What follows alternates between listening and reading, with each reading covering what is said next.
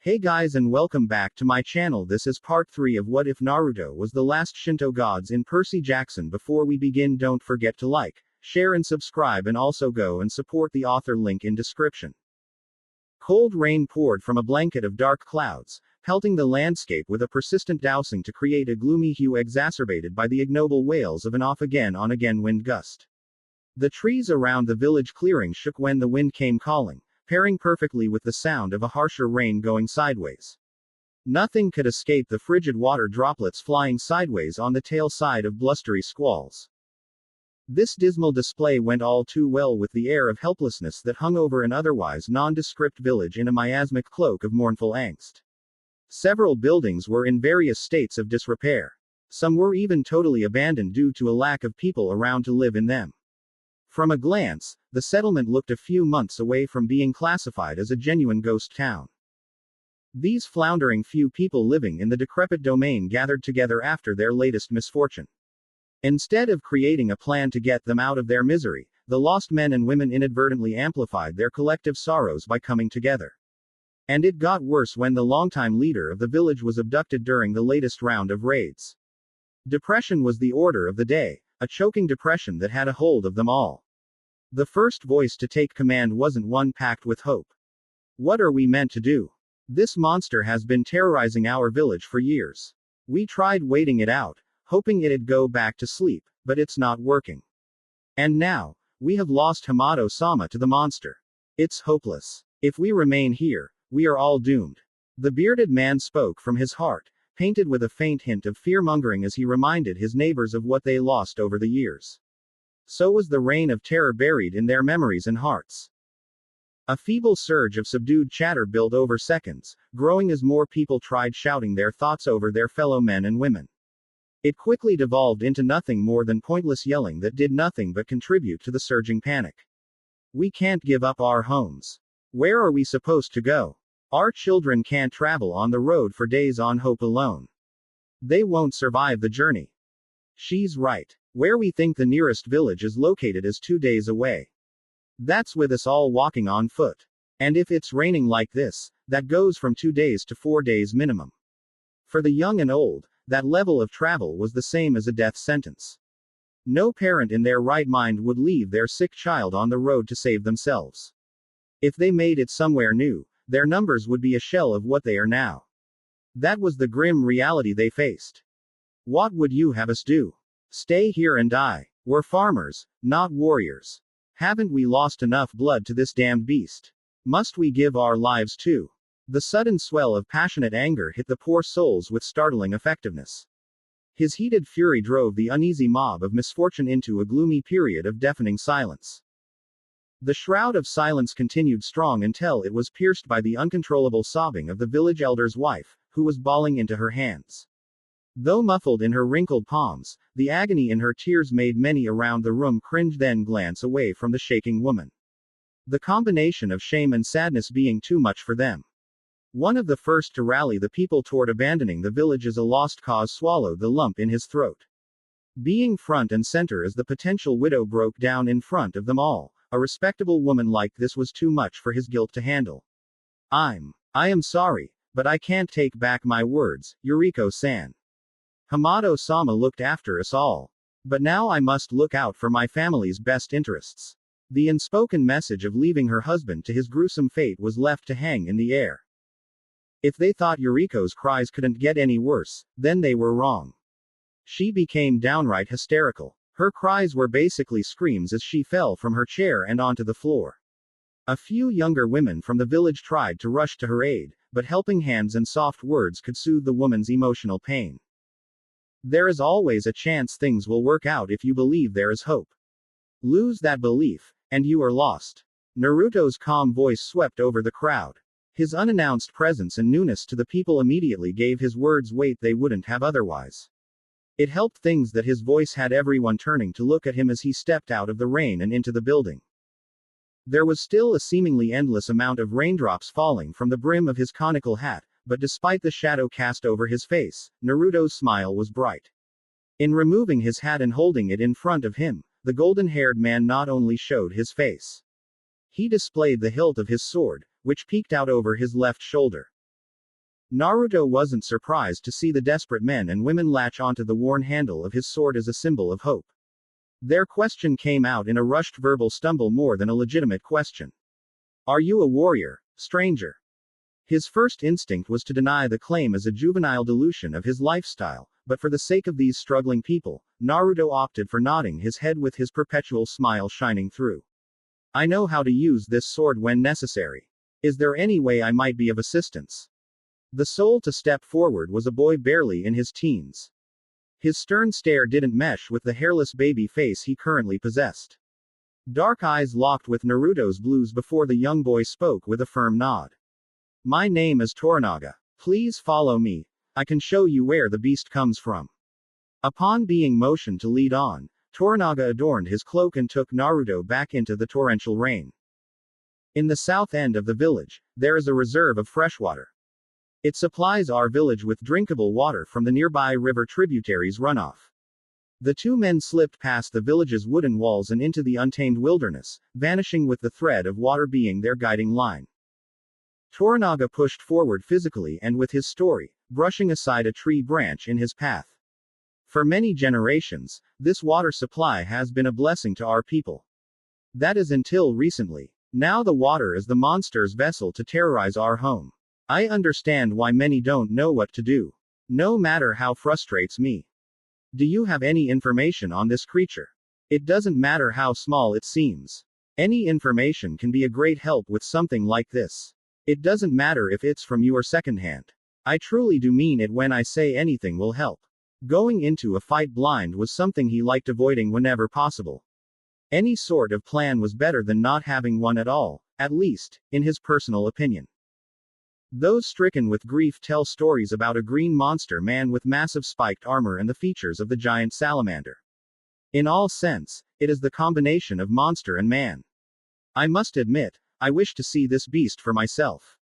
Naruto took the information with a grain of salt, nodding as they slid down the slick slope of a mud hill after the ground suddenly shook, sending them stumbling forth.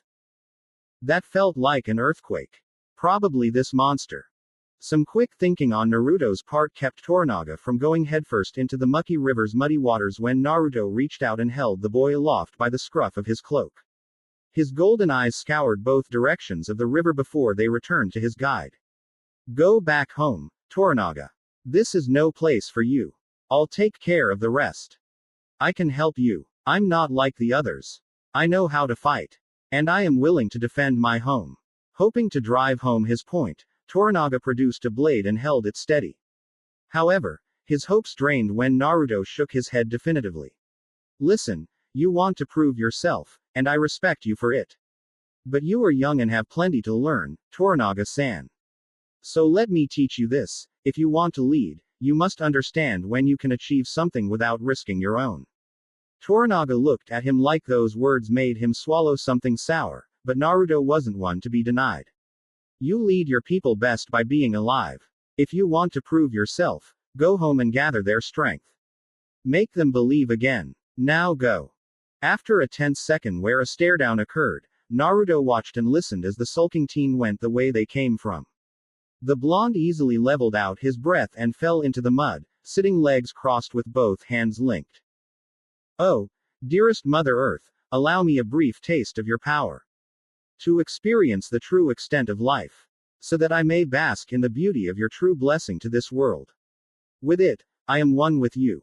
With it, I shall be honest and pure in my judgment. I promise to never abuse or misuse your trust. For my intentions are as pure as your belief in me. This is my vow to you as the god of harmony and life, Mother Earth. With the completion of his ode, a cradle of orangish gold coloring formed slowly beneath Naruto's eyes. His golden eyes turned into swirling pools of rainbow colors that shifted and realigned at the end of every blink like a pane of kaleidoscope glass backlit against the vibrance of the sun. Harmony mode synced. Mother Earth. Naruto's purified presence brought a slow stop to the rain, becoming a soothing beacon. The previously drooping forest bloomed anew with verdant green as every plant in the forest stretched out to touch Naruto's harmonious presence. He had never felt more powerful. But he wasn't after this power to fight. He wanted this unrivaled connection with the planet to track down the monster lurking nearby. Through the blessing of Mother Earth, He saw everything and more. Much more than the ordinary set of eyes ever would. Naruto still remembered the first time he tried this and how the sensory overload almost made him puke. Innocence and acceptance. These were the paths left by the forest spirits and their animals, two crucial and welcomed parts of any forest that told a story of how life would be without outside interference tampering with its crucial balance. Determination and ambition. These spiritual feelings were left by humans. Perhaps their best traits, but not without consequence for the world around them. A problem for the future perhaps, but not Naruto's main concern for the time being. Finally, Naruto found the very things he was searching the area for. A set of feelings so overwhelming to his heightened senses that he couldn't keep a reactionary frown from forming on his face. Power. Greed. Entitlement. Jealousy. He followed the trail of darkened desires upriver against the strong current that fueled the river. This was the path Naruto took, knowing at the end sat what he was searching. Naruto walked this path for many miles before he ended up standing at the precipice of a massive cavern, a wall of dark urges residing in the cave's natural shadows. There was no doubt about it. Whatever Naruto was looking for made its home here. Thank you for your help. With a final thank you left for the Earth's power, Naruto flared a formless wave of strength in challenge, using the last of his harmonic bond and letting his eyes bleed back to their natural golden color. If Naruto read the creature's emotions correctly, this kind of open opposition couldn't go unanswered. He wasn't left waiting for long before something emerged from the shadows. Half submerged in the river, Naruto only saw a spiky turtle's shell and two beady yellow eyes looking at him intelligently. But it was enough proof to confirm his suspicions. The monster revealed a massive kappa, a giant hybrid that rose from the choppy waters with a carnivorous grin on full blast to show off its predatory leer. Oh my, how long has it been since I've tasted true divinity in the air? 100 years. Maybe 1,000. I was so very excited. Until I saw you. Nothing but a runt playing God. Life is chock full of disappointment. I'll have to eat 1,000 to make this sadness disappear. Naruto smiled in the face of the insult, allowing it to slide off his back. He showed grace beyond his years with his restraint. And he showed resoluteness in his countenance. The blonde held firm in the face of the monstrous opposition. You will leave the village and its people alone. They have paid your price for long enough. Move on, and there will be peace. The giant turtle-like beast warbled with the ferocity of his bellowing laughter. After slapping at the underside of his belly twice over, his looming grin turned into a cocky snarl. I'm not going anywhere, runt. These miserable gnats are a staple cuisine in my diet. And if you don't show me some respect, you'll be next on the menu. Understand me, boy?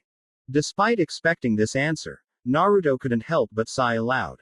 One of these days, he'd get through a situation like this without being drawn into a fight. If you refuse to leave, I'll have to remove you. You can only blame yourself for what happens next. Look at the runt. He thinks he has a bite. How precious. Here's my counteroffer. Die. A cleaving claw fell from the sky with destructive intent and tore the ground Naruto stood on asunder. The kappa's satisfaction morphed into annoyance at the sight of the tiny godling standing on his hand with arms crossed.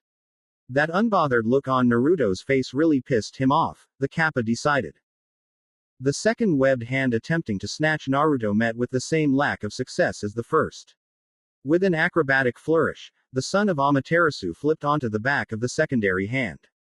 From here, he launched himself toward the beast's face for a crushing double kick delivered straight to the beast's nasal bridge. Apparently, the crushing impact of his strike wasn't as harmful as Naruto hoped it'd be. Because he was summarily swatted out of the air by a wild swing from the turtle thing's flailing hand. Naruto hit the ground on his feet but was forced on the back foot as a blast of water slammed into his cross-armed guard. Feeling his forearms faltering against the pressure, he knew he needed to do something. His first move was to burst into flame, creating a cloud of steam around him when the hydro cannon met his flaming embodiment. Already alert to what Naruto had in mind, the gluttonous kappa switched his tactics. He dropped his head into his shell and started whirling in place. Soon, another tower of propulsive water blasted from the head hole in his shell, but this time, the spinning sent his attack tearing out in all directions, cutting down fully matured trees like mere branches. Seeing the devastation of the wide-scale attack, Naruto was forced into further evasive action. Whether it meant ducking under one burst or jumping over the subsequent rotation, he worked inward until he got in near enough to grab the swiveling shell. Naruto managed to stop the spinning kappa, but at the cost of the skin ripped from his palm. The pained grimace felt as natural as the fist of fire he threw into the creature's shell, lighting its shadowy interior with a rapturous orange glow. Hey, that tickled a little bit, runt. When the obnoxiously confident creature reared his head again, he was smoking but unharmed from his brush with bonfire. This moment of surprise is all it took for the kappa to capture Naruto in a clenched fist. Do you have anything to say before I use your bones as paste in my stew? Naruto's golden glare glimmered defiantly in silence. His words never came. Instead of wasting time, Naruto attacked with a sweeping sea of crackling golden flames. A gloomy haze distorted the air as a geyser of searing brilliance enshrouded the beast in a smoldering curtain of cauterizing fury that dispersed over the kappa's face in fingers of fire around the turtle's fat head. Goka Mekyaku, majestic flame destroyer. Unlike his previous salvo, this time, Naruto's scorching shot scored. The fury from his flames brought the beast to a pained bellow that soared through the forest. Forced back, the turtle terror dropped Naruto and dove into the river to escape Naruto's righteous firestorm. Damn it! What is taking them so long? I'm tired of this thing healing itself in the river. Naruto forced himself out of his thoughts when the bubbling river gave way to the scowling visage of the river-lurking demon. Enough with these games, you irritant. I'll erase you like the rest of your arrogant lineage. HRRRAAAAHH. Blotches of darkness began forming over the shell's spikes as the beast drew on more of its internal powers. Chained tendrils of lightning jerked back and forth over the shell, passing through each spiky protrusion like conduits until razzling sparks filled the air. Charging your attack with the river would have been a smart move. If there was still a river around. You wouldn't happen to have another plan. Your stalling is pathetic. The river gone. What are you? Hit with a chilling realization that he no longer felt the river around his legs, the kappa looked down at the suddenly empty riverbed. Now he found a few trickles of water. A far cry from the mighty river from minutes earlier. What have you done? Isn't it wild what a few good clones and some earth manipulation can accomplish? It's time we finish this little dance of ours for good. No matter. I don't need the water to crush some little upstart. Now you will fry. Straight off his shell, a single point of condensed voltage formed in the sky above the fuming kappa's head, glowing a pale purple as it surged and shrunk erratically. Then it bolted forward, tearing through the earth on a single-minded plunge toward Naruto. To many, the lightning would be too fast to track, but for Naruto, it was crawling his way in slow motion. It started with the limp flaps of his brown cloak whipping at the edges. The many spikes of Naruto's hair followed suit and flailed under the raging cylinder of violently circulating wind that howled around the Shinto prince's steadfast form. A simple flick of his hand sent a crescent wind cutter careening straight at the lightning attack. The two diametrically opposed elements met, and immediately, the wind divided the deadly volley of voltage into two sputtering halves. That easy? Impossible. Gosh. Total surprise turned into mortal pain for the flabbergasted kappa creature when Naruto emerged from the fading white light with his grandfather's spear leading the charge. A Menenuhoko shone with pure power. The blade extended on Naruto's command, piercing the turtle's undershell like paper. Naruto's arm heaved upward with a primal growl, bifurcating the kappa like the earlier lightning attack. So sudden was the strike that the kappa's face was still stuck in the same surprised expression even as his body broke into a thick crimson mist. Hopefully, the villagers are still alive and in one piece. Naruto mumbled, sighing as he slid his spear behind his back, where it vanished under the illusion of his mirage seal. A little later. We can never thank you enough for all you have done for this village. If there is anything I can give you, please name it. The village elder Hamato's tune was dripping with gratitude, and if it weren't for Naruto's pleading, Hamato's head would be pinned to the ground in a show of thanks. He already tried dipping his head several times since Naruto returned him to his home. Hearing the fanfare of a celebration muffled by distance, Naruto's otherworldly eyes glittered benevolently as a warm smile stretched across his content expression. The continued freedom of you and your people is all I want. Continue providing a home for these men, women, and children. That is what I humbly ask of you, Hamato-san. If you can do that for me, our debt is settled. Your generosity will never be forgotten, Naruto-sama. But I have to agree with my husband. You need a proper reward for your service, and we have the perfect gift. Yuriko was a world away from the weeping widow Naruto encountered on his arrival. This version of her swept into the room with grace in every step. Her eyes fell to the rectangular box in her hands and then to her husband, who hurriedly greeted her. Carefully taking the ornate box from his beloved, Hamato held the wooden container gently despite its sturdy appearance. Swiveling to face Naruto, he bowed and presented the box to his people's savior. Please, on behalf of everyone here, take this as a symbol of our eternal gratitude. Admittedly intrigued by the contents of the strange box, Naruto's brow rose as he regarded the married couple of many years. What were they planning? Unlocking the container with his thumb, he threw open the lid, expecting anything. But coming out surprised at what he found. This can't be right. Seeing how he might be helpful to the hero, Hamato interjected himself into Naruto's reprieve with the hope of adding clarity to a confusing situation. This relic has been passed down through my family since it came into the possession of my grandfather's grandfather.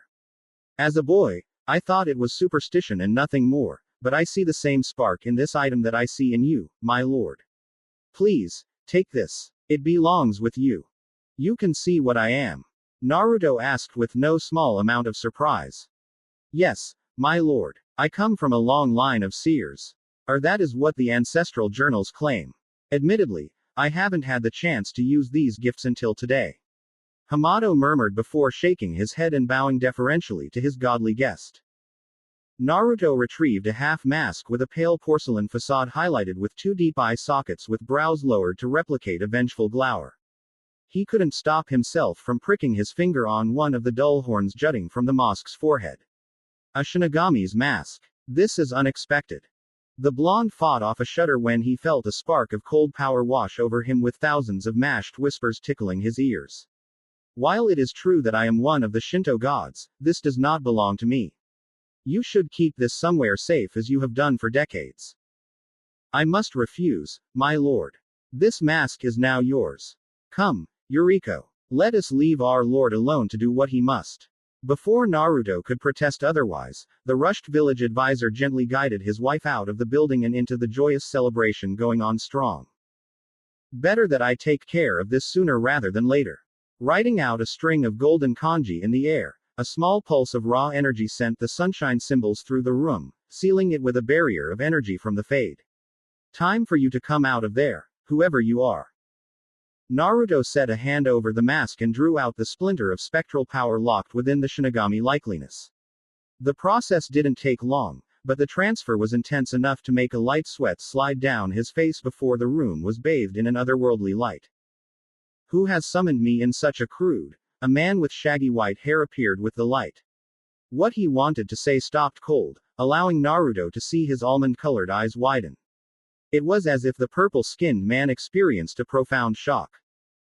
The sun's spawn didn't want to be rude and interrupt the recently summoned spirit of reaping, but after a full minute of silence, Naruto felt obligated to make sure everything was okay.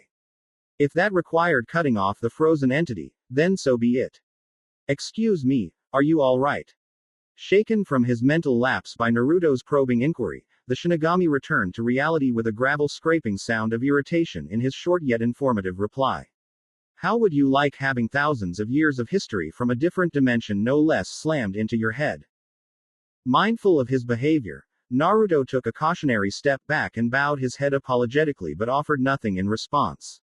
It sounds like he absorbs information from his other self. That's not too different from how my clones operate when I pump enough energy into them. Interesting. With a moment to gather his composure, the Shinagami's face returned to the same stoic expression that exuded and struck fear in those unfortunate enough to cross his path. And it came with his sharp eyes leveling a hole through an unfazed Naruto with his intense glare. I have thousands of years from a different dimension in my head, but somehow, I don't know who you are. The threat levied wasn't lost on Naruto, but that didn't mean Naruto shied away from the accusation. Rather than balk, he smiled in the face of danger before he let a drip of his power bleed to the surface, causing his hair to catch fire and his eyes to burn like two golden sunspots lighting up. My name is Naruto Omikami, son of Amaterasu Omikami, new god of the sun. You are no liar. That much, I concede. My question is how? Ka-chan carried me the way mortals do. She used what was left of her power before fading to keep our home safe. A few months after my birth, Lady Chaos visited Ka-chan and saved me from the rest of our Pantheon's fate. That is the simple gist of my story, Shinagami-san. Seeing no reason or gain in lying to his fellow Pantheon member, his story was short but filled with the truth. The subsequent hum out of the Reaper caused his sharp teeth to have a moment of exposure before his eyes narrowed dangerously. His growled warning certainly didn't pull any punches either. You speak of me like I'm a Shinagami and not the Shinagami. A knowing shine filled Naruto's eyes, and then the smirk set on his quirked lips. This almost felt like a test, but an unnecessary one.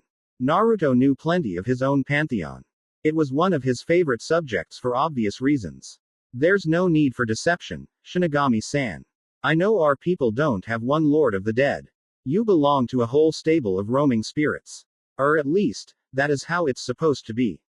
Ha. Ha ha ha. There was something wrong about hearing a Shinagami laugh with his voice creaking like an old, rusty hinge. But that's what Naruto got from the shaking spirit's entertained rumbling. Finally, I'm in the presence of someone with half a brain. You have impressed me, Naruto Dono. I have a question for you, if you don't mind, Shinagami-san. Is it possible for you to lead me to Yomi? Or is that impossible? The abrupt nature of his question took the remnants of the Shinagami's chuckles and dumped a bucket of metaphorical ice water on it. What ease there was between the pair turned into a tight silence that originated from the white-haired Soul Reaper. A frigid whisk of cold breath hissed through the Shinagami's razor-like teeth in what Naruto hoped was the Shinagami thinking about his request. Thankfully, he wasn't left in suspense for long.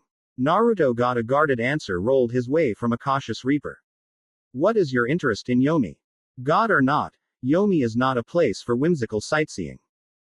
If I can be honest with you, this is all pretty spontaneous on my part. Naruto shook his head, trying to fend off any notion that he had nefarious intentions in his heart. It was time to put words behind his misleading ideas. But the more I think about it, this is a beneficial idea for everyone.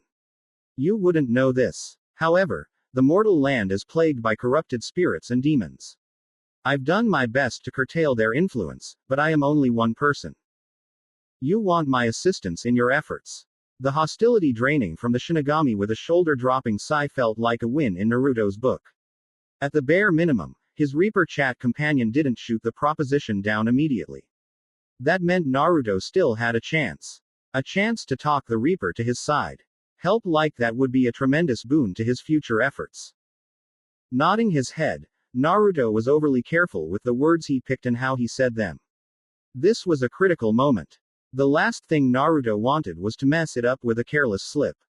Yes, I'd appreciate your help. If you return to Yomi, there should be plenty of weaker beings to help you gain more power. It will take years, but when you get strong enough, I want you to return to Earth and keep the peace while searching for any other Shinagami who survived the dimensional migration. The Shinagami's placid expression crept into a smirk that fit the few words he gave Naruto's fledgling plan.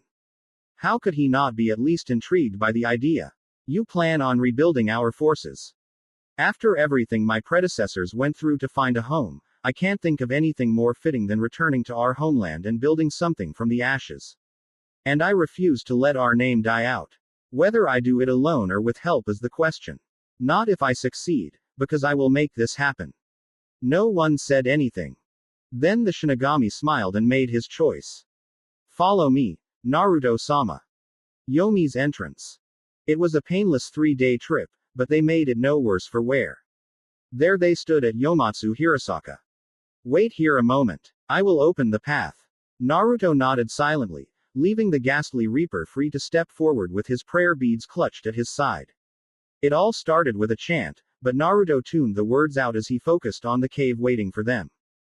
This cave had the same general appearance as any other. A simple stone structure with a gentle slope descending into a cavern excavated by time and the elements. If Naruto didn't know better, he would have assumed this cave was the same as any other and moved on without giving it a second thought. These preliminary observations became gross misconceptions when Naruto opened himself to more than what his eyes saw. By extending his senses, he was hit with primordial power tinted with darkness. Such was its potency that the blonde god felt goosebumps forming on his forearms despite it being the middle of the day.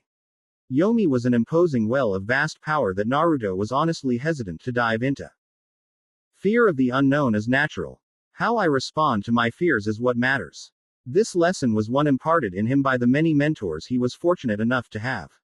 And now, it provided Naruto with a steadied resolve to keep going. There. Now it's safe to enter. Follow me. Naruto's golden orbs followed the Shinagami before his feet did, but he quickly fell in line, walking a step behind his guide. Together, they vanished amidst the darkened ambiance of the mysterious realm of the Shinto underworld, where the feelings of unease got heavier as they enveloped him whole. A few minutes of walking and silence had the barren rock corridors turning into something Naruto thought inconceivable. Because there he stood at the edge of a forest with blossom trees reaching to the bottom of the swirling shadow veil above them. Despite not seeing any leaves shed, there was an eternal rain of fluttering blossom petals falling. This is wild. Absolutely incredible. I never imagined anything like this. I always thought I'd see something more painful. The other reaction couldn't be more different from Naruto's shock.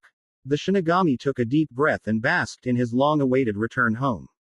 It felt right. It felt perfect. That said, Naruto's honest stupor did make the formidable Reaper smirk a tad. Yomi has several biomes within the realm, but if you're looking for fire and brimstone, go deeper into Yomi's harsher levels. You'll find all the misery you could want, Naruto-sama. Naruto laughed with less restraint than even he expected, but then again, Naruto hadn't counted on his companion cracking a joke now of all times. Go on, take care of your business. I want to have a look around. You know, explore a little. Make the most of this opportunity and all that. Naruto felt the Shinigami's objections brewing under the surface. But he was grateful that the Reaper kept them to himself. I won't stop you if that's what you want. But be careful, Naruto-sama. Even one's senses can lie to them here in Yomi. With his advice rendered, the Reaper vanished further into the darkness, leaving the young prince alone. Catching one of the petals as it floated out of the darkness overhead, Naruto watched with morbid fascination as the black blossom melted into an iron sand that numbed his hand. When shaking his hand failed to return the feeling, he felt his face contort with some worry. How about this? A flash of foreign light tore through Yomi's gloom as a blistering fire cloaked Naruto's hand like a glove. In an instant, the feeling returned to his numb hand. Problem solved. Now then, how about a look around, Naruto? Doing the scientific process of going off in a random direction, the first thing to catch his attention was a pool of pale red water slightly off the path. Naturally, Naruto had to look into the pool, and upon bending over, he saw the water below went much further than he first thought. This time, he learned not to reach in and touch the odd blood-like water. Kaya. Leaping out of his skin from the jump scare, Naruto flinched as a screaming gray skull rose from the depths like a bat out of hell, nearly missing Naruto's face by less than an inch before it disappeared into the blackness looming above, leaving only the frigid tingle from its trail to lick at Naruto's flesh. The blonde put a shaky hand over his rapidly beating heart and sighed deeply. Fuck me. This place is going to take some getting used to. A living soul here. How precious. I want his body. It's my key out of here. Help me. Please save me. My child needs me. You're alone like the rest of us. No one here cares nor wants you. Under siege from all sides by emotions that weren't his, Naruto bore the weight of the phantom whispers with gritted teeth as they got louder and more frequent. The voices weren't the problem. It was foreign emotions trying to warp his own. This attempt at controlling him moved Naruto until he couldn't take it any longer and let loose a pulsing spark of pure light. Buzz off. Naruto felt the solitude of relief as a herd of panicked screeches and pain hollers crescendoed around him, then faded into nothing as his light chased away the bothersome spectators trying to manipulate him. Peace and quiet was his, if only for a moment. It was a good lesson to learn. That one moment of weakness here could cost him everything if he wasn't careful. Come to me, golden child. I wish to see your brilliance for myself, and see the sun's sun in the flesh. Yes, come to me, golden child. Two things were immediately different from this voice and the others. First, this voice was more than a whisper. And second, it was coming from within his mind and not from the outside. Who are you, and what do you want with me? Your answers will come, but only if you come to see me, golden child. I await your visit with open arms. Naruto knew the sudden dropping of the near cave wall with a jarring smash was tied directly with whoever was reaching out to him through the darkness and depression. It was confirmed when a portal of all things sprung to life in the exposed space. Against Naruto's better judgment, he stepped through the murky portal and was sent stumbling out the other end at the base of a lofty mountain. Crouching down, Naruto jumped and cleared the mountain's peak. Flipping over himself midair, Naruto dropped into the open basin, landing on the rocky isle in the middle, an island surrounded on all sides by a lava lake. The surprised Godeling watched a bubble of the volcano's stew pop with a hiss as the light from the lava cast his face in a harsh glow. I like my share of fire and heat. But this is a little extreme. Perhaps I am biased, but I'm inclined to agree with you. My husband could get creative when he thought he was wronged. He was going to blame the atmosphere of Yomi for playing games with his usually sharp senses. The unexpected response turned Naruto toward the center of the floating island. Right into a flinch when he saw the gruesome visual awaiting him. It was a woman with red eyes that glittered like fresh blood. Her black hair was a greasy mess of knots. But that was nothing compared to her flesh and how it was rotting away in several different places. The plethora included spots like her cheeks, where one of her sharp cheekbones broke the decomposing skin, exposing the sinew-dampened bone. It really popped out around the framing of malnourished purple patches and raw red spots of flaying skin that had maggots writhing in the open, festering wounds on her body. The macabre woman's appearance was so gore-tastic that Naruto nearly overlooked the assortment of golden chains digging into her body. 2 chains ate into her legs, forcing her to kneel. Meanwhile, both of her withering, emaciated arms were yanked out at her sides and held there by a pair of chains wrapped around her thin limbs and buried deep into the rocky ground to rob her of any mobility. This was more than punishment. This was more than imprisonment. This was gratuitous torture. Naruto couldn't recall the last time something left him at a genuine loss for words and thoughts. The young god didn't care if this was Yomi. This kind of cruelty was wrong. It was evil for the sake of evil. He understood how unbearably painful the heat from the lava must have felt against this woman's gaping wounds. What? Who could be this evil to another person? He asked, sickened by the inhumane nightmare he stumbled upon. It was unbelievable she had the willpower left to muster a smile, but that's what the woman did in response to Naruto's kindly babbled words. How long had it been since anyone showed her an ounce of concern? It was the same person who previously wielded the spear on your back, child. Realization struck Naruto like a lightning bolt from the heavens. He wanted to deny it, but there was no running from it. The ramifications of the horrible truth made Naruto sick to his stomach. His pale face cemented in an expression of horror as he gasped with pupils shaking in his golden eyes.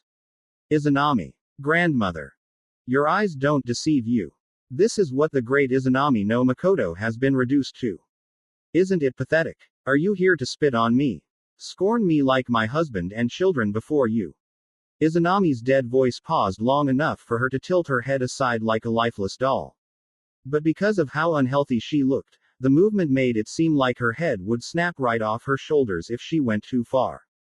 Then again, Amaterasu, Tsukuyomi, and Susanoo weren't my children. That bastard made them when I was trapped down here, but I hoped they'd accept me. How disappointing. Naruto fell to his knees with a bland thump. When he tried reaching out to put a hand against Izanami's cheek, he made it within an inch of his goal before the darkness lashed at him. The tendril cut into his hand, making Naruto hiss in pain and pull his back out of necessity. A forlorn expression of sadness sunk into the captive woman's face as she saw the darkness rebuff Naruto's tentative advances.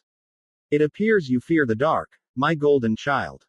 Outright ignoring the vagary of riddles, the determined man soldiered ahead to address the more pressing issue on his mind. He felt so strongly that his growled demand came with a sweeping wave of outrage for Izanami's sake. How could they do this to you?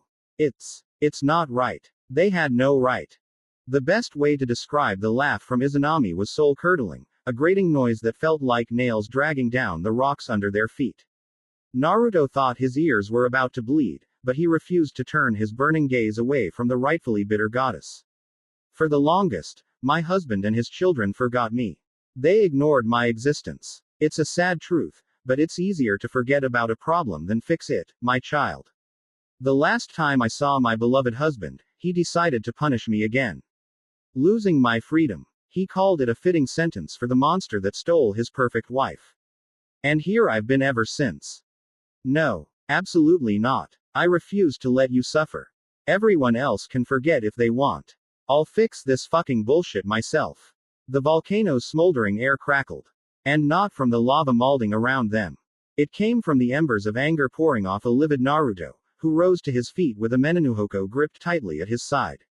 With a scream and a single slash, he used his grandfather's legacy to shatter his grandmother's bondage. Throwing the spear aside, he fell forward and caught the weakened woman before she hit the ground. Holding onto her for dear life, Naruto hugged her for everything he was worth. His face buried into the rotten flesh at the crook of her neck, hiding the warm tears he shed. I'm sorry it took me so long. Grandmother. His act of companionship made the darkness wreathed around Izanami go feral, causing Naruto unimaginable pain, but he refused to release the embrace.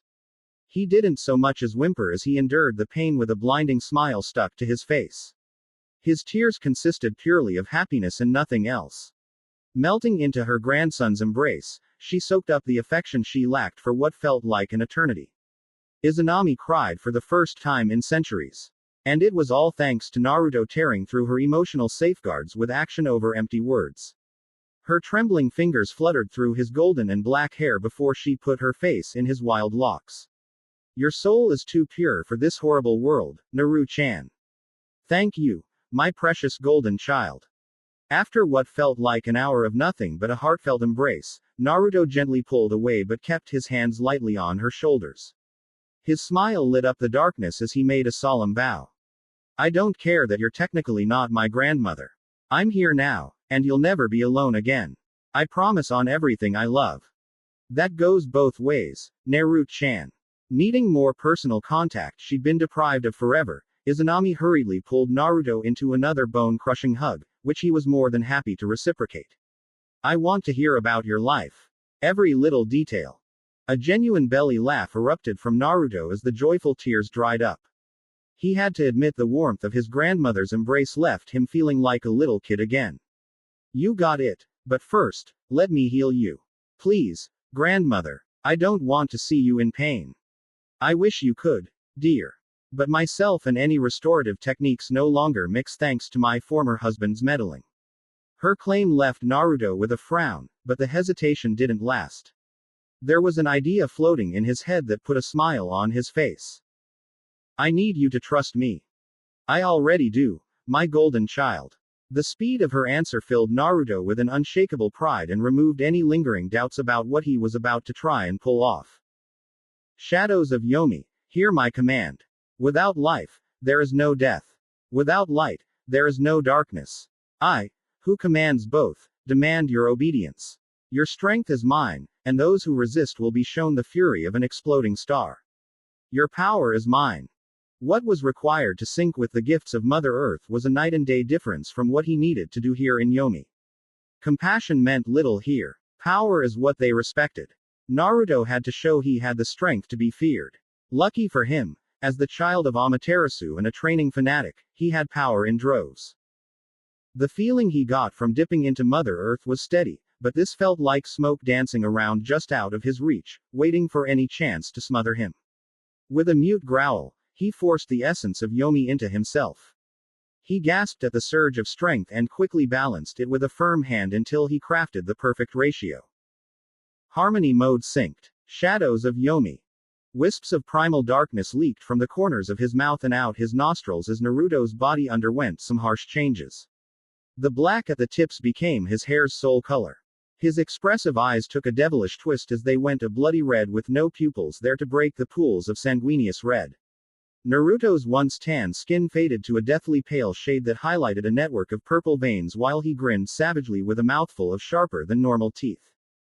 The reality-staining shadows of Yomi wafted off Naruto's shoulders, dripping from his fingertips in strings, which went secondary to the horn sticking out of his forehead.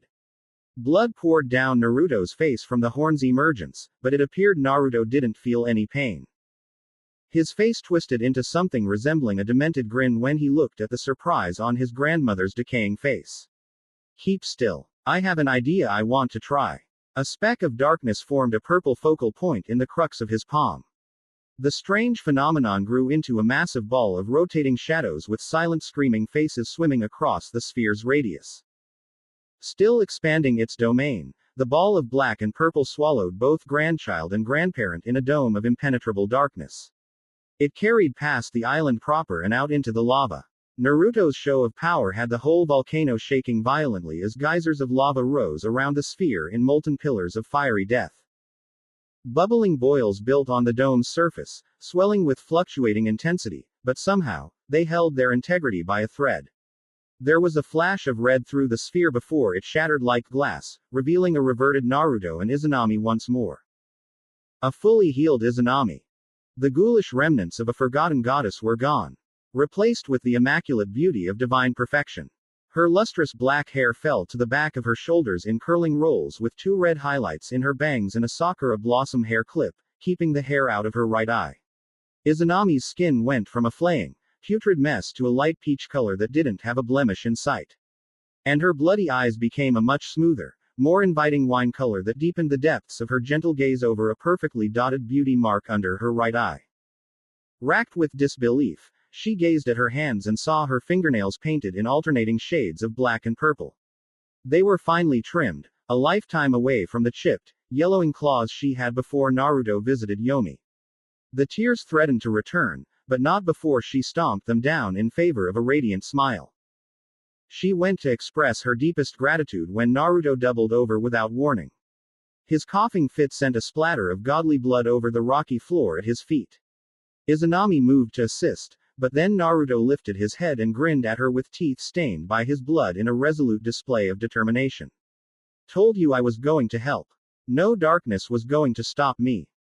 Izanami saw the change. She saw how the darkness that once blitzed away from her grandson drifted toward him instead. This was the difference between accepting darkness rather than rejecting it. And she couldn't be prouder of her golden child. I never doubted you for a second. Come with me. There is something I want you to see. And that is where things stand with me in my life. So, what do you think? I'd say it's been a wild ride thus far. Naruto mused after taking a much-needed breath. He never thought himself capable of talking about himself for more than 2 hours, but his grandmother's genuine delight in hearing every seemingly unimportant detail helped him through it. What Izanami said to him next came easy because they were some of the first things that came to mind after hearing Naruto's elaborate tale of triumphs and tribulations. Your willingness to help others doesn't surprise me, Naru-chan, not after what you did for me. I'm proud of you, and despite our past differences, I know your mother would be too. The all-powerful goddess treated her grandson to a smile when he bashfully brushed the back of his head. But I am worried for you. What I remember of the Greeks who preceded these Olympians is rampant paranoia.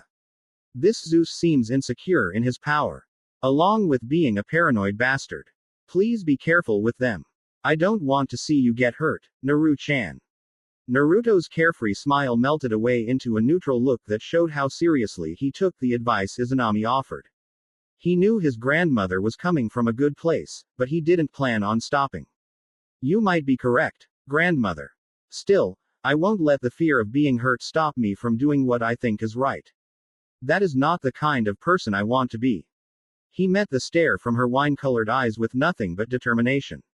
The test lasted a few moments before the raven-haired matron of Yomi softened her stance. If that's your wish, I won't stand in your way. You'll have my full support. No matter what path you end up taking. Good or bad. That means a lot to me. Turning his head, Naruto peered out at an infinite void of darkness that loomed opposite the cliff he and his grandmother were sitting on the edge of.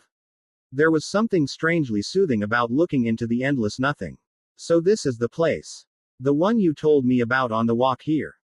Unlike Naruto, who saw nothing in the darkness, when Izanami looked out at the vast chasm, she saw a vision stuck in her head for hundreds of years.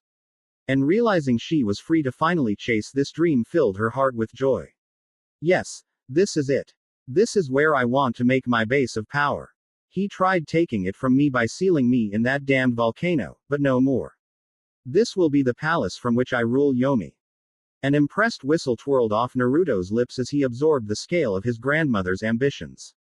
Then again, he supposed he also tended to dream big. Sounds like a lot of work. Even for a goddess. I'm happy to help. It'll be fun to spend more time with you, grandmother. Gently squeezing Naruto's shoulder, Izanami uttered a polite denial through a motherly smile. All she could do was hope she didn't offend him. I would love to have you here with me, Naruto. But I have to do this on my own. The angst left her body with a sigh when Naruto nodded with understanding. I understand completely. Then I'll entrust Yomi to you, grandmother. I look forward to the day I can visit and see what you have built. Getting back on his feet, he stretched out his stiff back with an audible pop. A groan came out at the end, and when Naruto moved to leave, Izanami stopped his progress by grabbing his wrist. Hold on, Naru-chan. I have something for you. A parting gift, if you will. Totally caught flat-footed by this, Naruto parroted what was said to him somewhat stupidly from his lack of understanding. A gift. The confusion Naruto showed actually helped Izanami do what she planned without interruption. Because it kept him still long enough for her to submerge her hand in his chest through a swirling shadowy wormhole. She ignored how he grimaced from the indescribable feeling of having her hand touching his soul. With one pull, Izanami's hand returned with a sleeping dragon baby the size of a lion cub. Just created, the beast was coated in armor like ebony scales that glimmered with a sleek splendor. An unbroken line of small spikes rose along the dragon's spine, including a pair of backward jutting horns on the back of its skull. The crimson underbelly only made the blackout pitch of its scales more striking. Because its wings and tail were folded around itself, Naruto couldn't accurately say how large they were. But based on the impressive size of the main body, Naruto was willing to bet they'd also be considerable. As a baby, it was beautiful, but when it hit adulthood, Naruto had a feeling this beast would be a true terror. Meanwhile, Izanami gazed at the hatchling. There was an undoubted pride in her achievement. Despite being inactive for centuries, Izanami was still a creation goddess, and this snoring creature was proof of that title.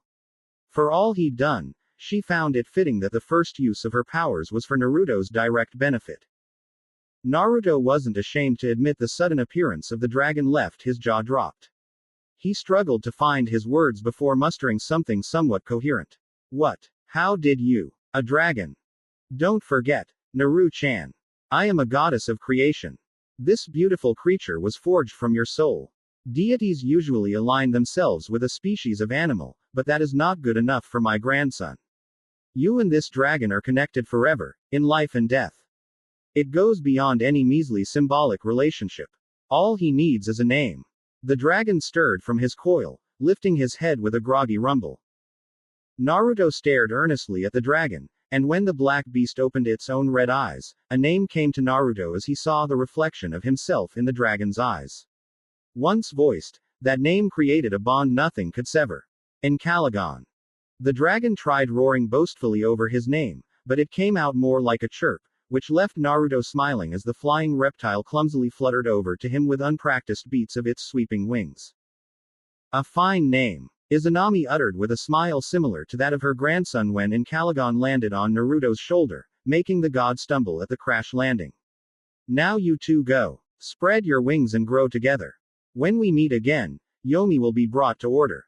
That's my promise, Naru-chan. Before Naruto knew it, a year passed in the blink of an eye.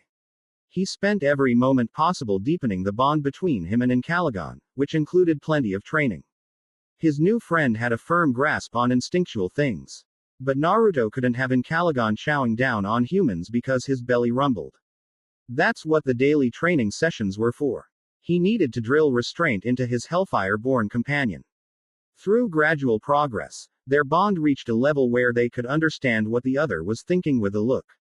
While Encalagon couldn't speak yet, Naruto believed it was a matter of when and not if his fearsome dragon found his voice. Another thing about the dragon was his immense growth. Encalagon was already the size of a divine temple and still growing by the month. This necessitated an extensive search for somewhere the growing dragon could dwell unbothered. Naruto's first thought was to make a flying island, same he did for Leto, but his draconic friend shot the idea down with a snort. Eventually, they came across a suitable volcano outside of the landmass east of Greece. The irony of Encalagon's choice wasn't lost on Naruto. At this moment, Encalagon's new volcano lair didn't have a name they were aware of. But something as trivial as a name was of secondary importance to Naruto. Right now, he was dead set on drilling a set of crucial rules that needed to be said with him and Encalagon being separated for the first time. I'm glad we finally found a place you like. You can finally spread your wings and see the world, Encalagon. However, I have a few rules for you if we want this to work. Naruto prepared this inevitable discussion by listing the rules while counting them on his fingers. It was super important, but it did help Naruto focus his mind. First off, you can't attack humans unprovoked under any circumstance. Next, I don't want you hunting for food in the same area more than once a week. Am I understood?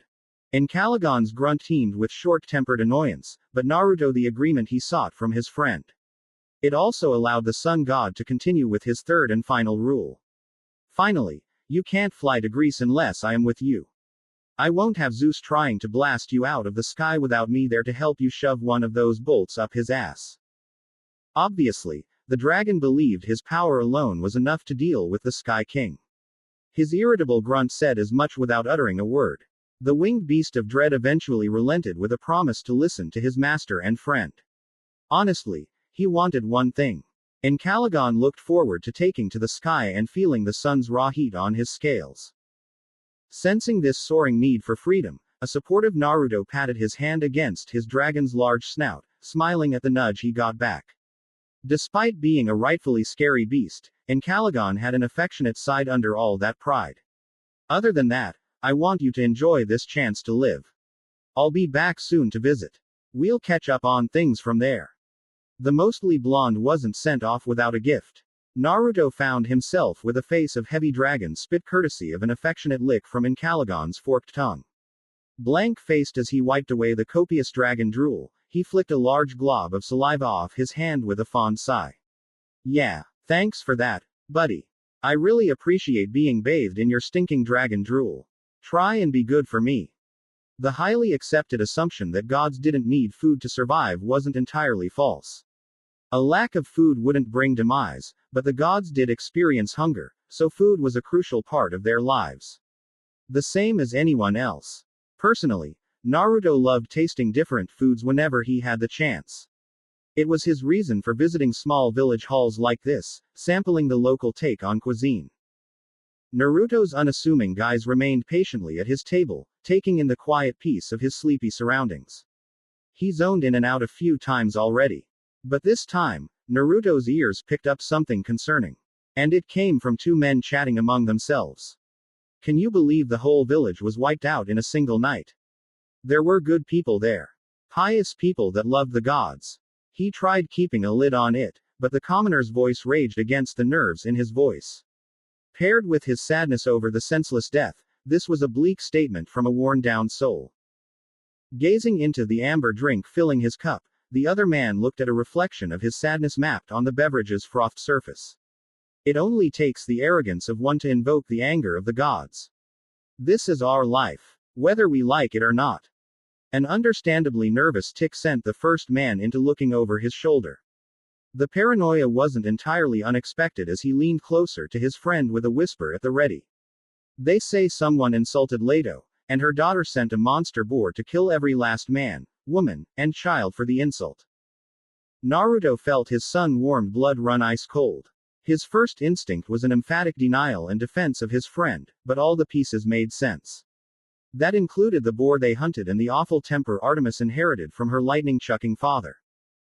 Word around town is they can't settle the land because of all the blood soaked into the soil. Naruto vaguely noted how the wooden utensils in his hands snapped under the force his clenched fists exerted. He was gone in a spark. Gone to get answers from the source. That's when one of the village maidens came out with his food, where she found an empty stool, leaving the poor woman confused beyond belief. She didn't have time to question it because she was being hailed down by a nearby family looking for her assistance. Most days, Naruto felt at ease when he entered a section of wild land that Artemis and her troop occupied. That comfort was nowhere to be found this fateful afternoon. Today, every iota in him burned like a fire. He was a kindling ready to consume everything in sight. Even the atmosphere around Naruto was boiling with his simmering rage. The two arrows shot at his back. Nothing but matching piles of smoking ash. Today isn't the day for games. You know who I am. The two of you can come down and escort me to your mistress, or I will knock you out and leave you here. Either way, I'm going to see Artemis. Naruto's lack of patience didn't leave room for an answer. He skulked off, leaving the two stupefied maidens with nothing to do but follow his trail from a safe distance. Their short walk was a tense affair that worsened when the silent trio arrived at the campground where Artemis and her hunters were already waiting. It didn't come as a surprise. He hadn't done anything to conceal his presence since entering the sea of trees. Having no rational thought, the predominantly blonde stormed over to Artemis and nearly got in her face. His frown sat heavily on his face. Naruto. Only Atalanta's whispered mention of his name elicited a reaction. But it was little more than his eyes flickering her way for a second. He had more pressing matters to discuss. Maybe he'd catch up with his friend a little later on. As the story about you and the bore true, Artemis? Yes, that's all he needed to hear. He sent his hand cutting through the air, landing a harsh slap across Artemis' face. The force of his flame-leaking palm turned the goddess head to the side as the air was sucked out of the bow strings were pulled taut in unison. The hunters all moved to defend their patron lady but fell short of firing their arrows because of the divine presence leaking off Naruto's trembling body. The little taste of godly energy froze them all, making them feel a burning in their soul that threatened to consume them. Why? Why would you do something so terrible? Pure shock kept Artemis' weapon of choice stowed on her back. Outside of their joint practice sessions, Naruto never once hit her. He never even raised his voice in her direction, so the slap caught her off guard. If anyone else tried what Naruto did, she would make them a pincushion. The divine hunter quickly came to her senses, growling out her perspective. Those ungrateful fools got what they deserved. No one insults my mother without paying a terrible price. The Queen of Thebes was an arrogant tumor in need of correction. This is what we gods do, Naruto. It was my right. Artemis exposed the slightly burnt skin left by Naruto's slap when her hand lowered from her cheek. The damage was superficial and already healing. Who was she to say she was a better mother than my own? A woman who struggled through cruelty and came out better. Apollo and I did what was right. At a literal loss, Naruto stared at Artemis in horror, like he couldn't believe his ears. There was something about being slapped across the face with cold, hard truth. It hurt Naruto. Hurt him to see his friend acting so hatefully. That is your reason for butchering men, women, and children like cattle. 7 sons and 7 daughters was the price of her arrogance. Their city was fair game. I sent the Caledonian boar on the hunt. It shattered her city and trampled Niobe's daughters. Apollo had the sons killed with golden arrows from the sun. Artemis couldn't look at Naruto's terrified expression and was forced to turn her head away from his devastated gaze. We left the youngest daughter alive as a show of mercy. Mercy. Girls. Look away right now. Artemis got her desperate warning out in time to save her hunters from being erased by Naruto's burst of divine power unleashed when he assumed his most basic godly appearance out of unadulterated anger. A laurel of roaring flames turned his spiky hair into a crown of wafting fire that matched perfectly with the molten pools of golden fire that filled his glare. There was even steam leaking out the corners of his furious scowl, making him look like an agent spawned from the depths of Tartarus. Mortals aren't our toys, Olympian. You have crossed a line that your family takes a sick pleasure in violating. It's disgusting. Feeling a sweat slicken her brow from the raw heat slamming into her, Artemis tried and failed to muster a verbal defense. Anything was better than standing there being browbeaten by her steaming confidant. She was worried Naruto might lash out in his anger and injure one of her daughters. But silence. I don't want to hear the disingenuous excuses you call reason. I have better things to do than assuage your bruised ego. Go to your arrogant family for that. Listen closely. Because I will only say this once. The flames around Naruto crooned with the intensity of his vengeful rage, threatening to scorch Artemis, who held her ground. She couldn't afford to back down, no matter how she felt about Naruto tearing into her in front of her hunters. Friend or not, if I ever hear you've done something like this again, you can be assured you'll answer for your crimes. That's the judgment of Naruto Omikami. With his promise delivered, Naruto vanished in a flicker of mournful flames. Your name is Eudokia, the daughter of the former queen, Niobe. Are you here to kill me? Like the gods did to my brothers and sisters? No, I'm not. What happened to you was wrong, and I want to help. Help. That's right. How would you like to learn how to heal others? Become my first priestess. Olympus, Council of the Gods. The Olympians, colorful personalities came through in full as the latest council meeting crawled toward its natural end. Serious conversations gave way to pockets of two-person conversations that trickled into the Moon Archer's attentive ears. It fittingly began with her father and aunt and the seasonal appeasement that always rose when the fall and winter came. I understand you don't trust his intentions, Demeter. However, Hades is taking care of Persephone. She is safe in the underworld with him. I promise you she's safe. Zeus tried holding his patience as he again attempted to mend the strained relationship between him and his older sister. Unfortunately for the lightning-slinging king, Demeter wasn't making it easy for him. Like the rest of her siblings and their father, Demeter had a vicious streak of stubbornness. The only exception is Hestia. Save the hot air, Zeus. If you wanted to really change something, you'd get our daughter back from that kidnapper. More of the same. Artemis tuned them out rather quickly, shaking her head and drifting off into another conversation she wished she hadn't heard. This was a common occurrence when it came to the bloody god of war she called a brother. Come on, ugly old hef. Use your hammer for something other than humping metal. We have the same blood. You have to have some fight in that fat belly of yours. It wasn't a surprise the battle-crazed son of Zeus and Hera was leaking enough bloodlust to make a non-god lose their mind. But it wasn't enough to do anything but annoy his fellow gods. And at this point, where Ares went, Aphrodite wasn't far behind with her sweet venom putting fuel on the familial spat. You shouldn't waste your time on him, my dear. Take it from me. The only thing the hobbled blacksmith can get up is his toy hammer. What a disappointing man. Artemis wasn't sure how her half-brother sat there taking Ares and Aphrodite's browbeating without a murmur of complaint. She knew she didn't have the same restraint in her. Perhaps it was the toll of years of being treated like that. If you think that's something, wait till you hear about my night with 4 women. Apollo's pig-headed boasting was shut down mercilessly by a silver arrow burying itself into his shin, letting Artemis relish in his comically spaced cries of pain. A ticked-off Artemis didn't have time for the pointless chatter that Apollo and Hermes shared in an attempt to one-up each other in a revolting competition. It was for the best she shut them down as early as possible. Today was a solid reminder of why Artemis hated these meetings. She'd rather be out with her hunters any day. Her thoughts replayed the most recent encounter she shared with Naruto. The unexpected conflict weighed heavily on her mind. As did the horrible things she committed. Artemis didn't regret the fate she levied on the pompous queen, but she agonized over what happened with the children caught in her warpath. The hunter's shiny silver eyes landed on Hera. This is the woman who turned Leto's life into a living hell. Was this who she became? Another version of the spiteful woman who endangered her and her twin. A cold and uncaring arbitrator of bitter, unresolved hate. Artemis didn't want that for herself. A swath of movement from her father pulled Artemis' gaze away from Hera just as the queen opened her immaculately stoic brown eyes. We are done for today. Return to your duties. With that announcement, the gods and goddesses of Olympus trickled out.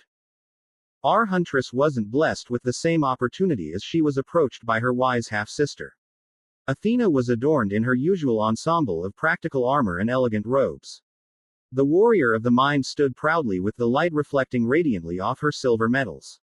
Sister, if I could have a moment of your time. There is something I'd like to speak to you about. A nod sent both women on a walk through their home mountain. I have always told you the truth, Artemis. This won't be any different. I won't mince my words here. What has your mind elsewhere? You aren't one to be distracted during a meeting. Even when the talks themselves are tedious at best.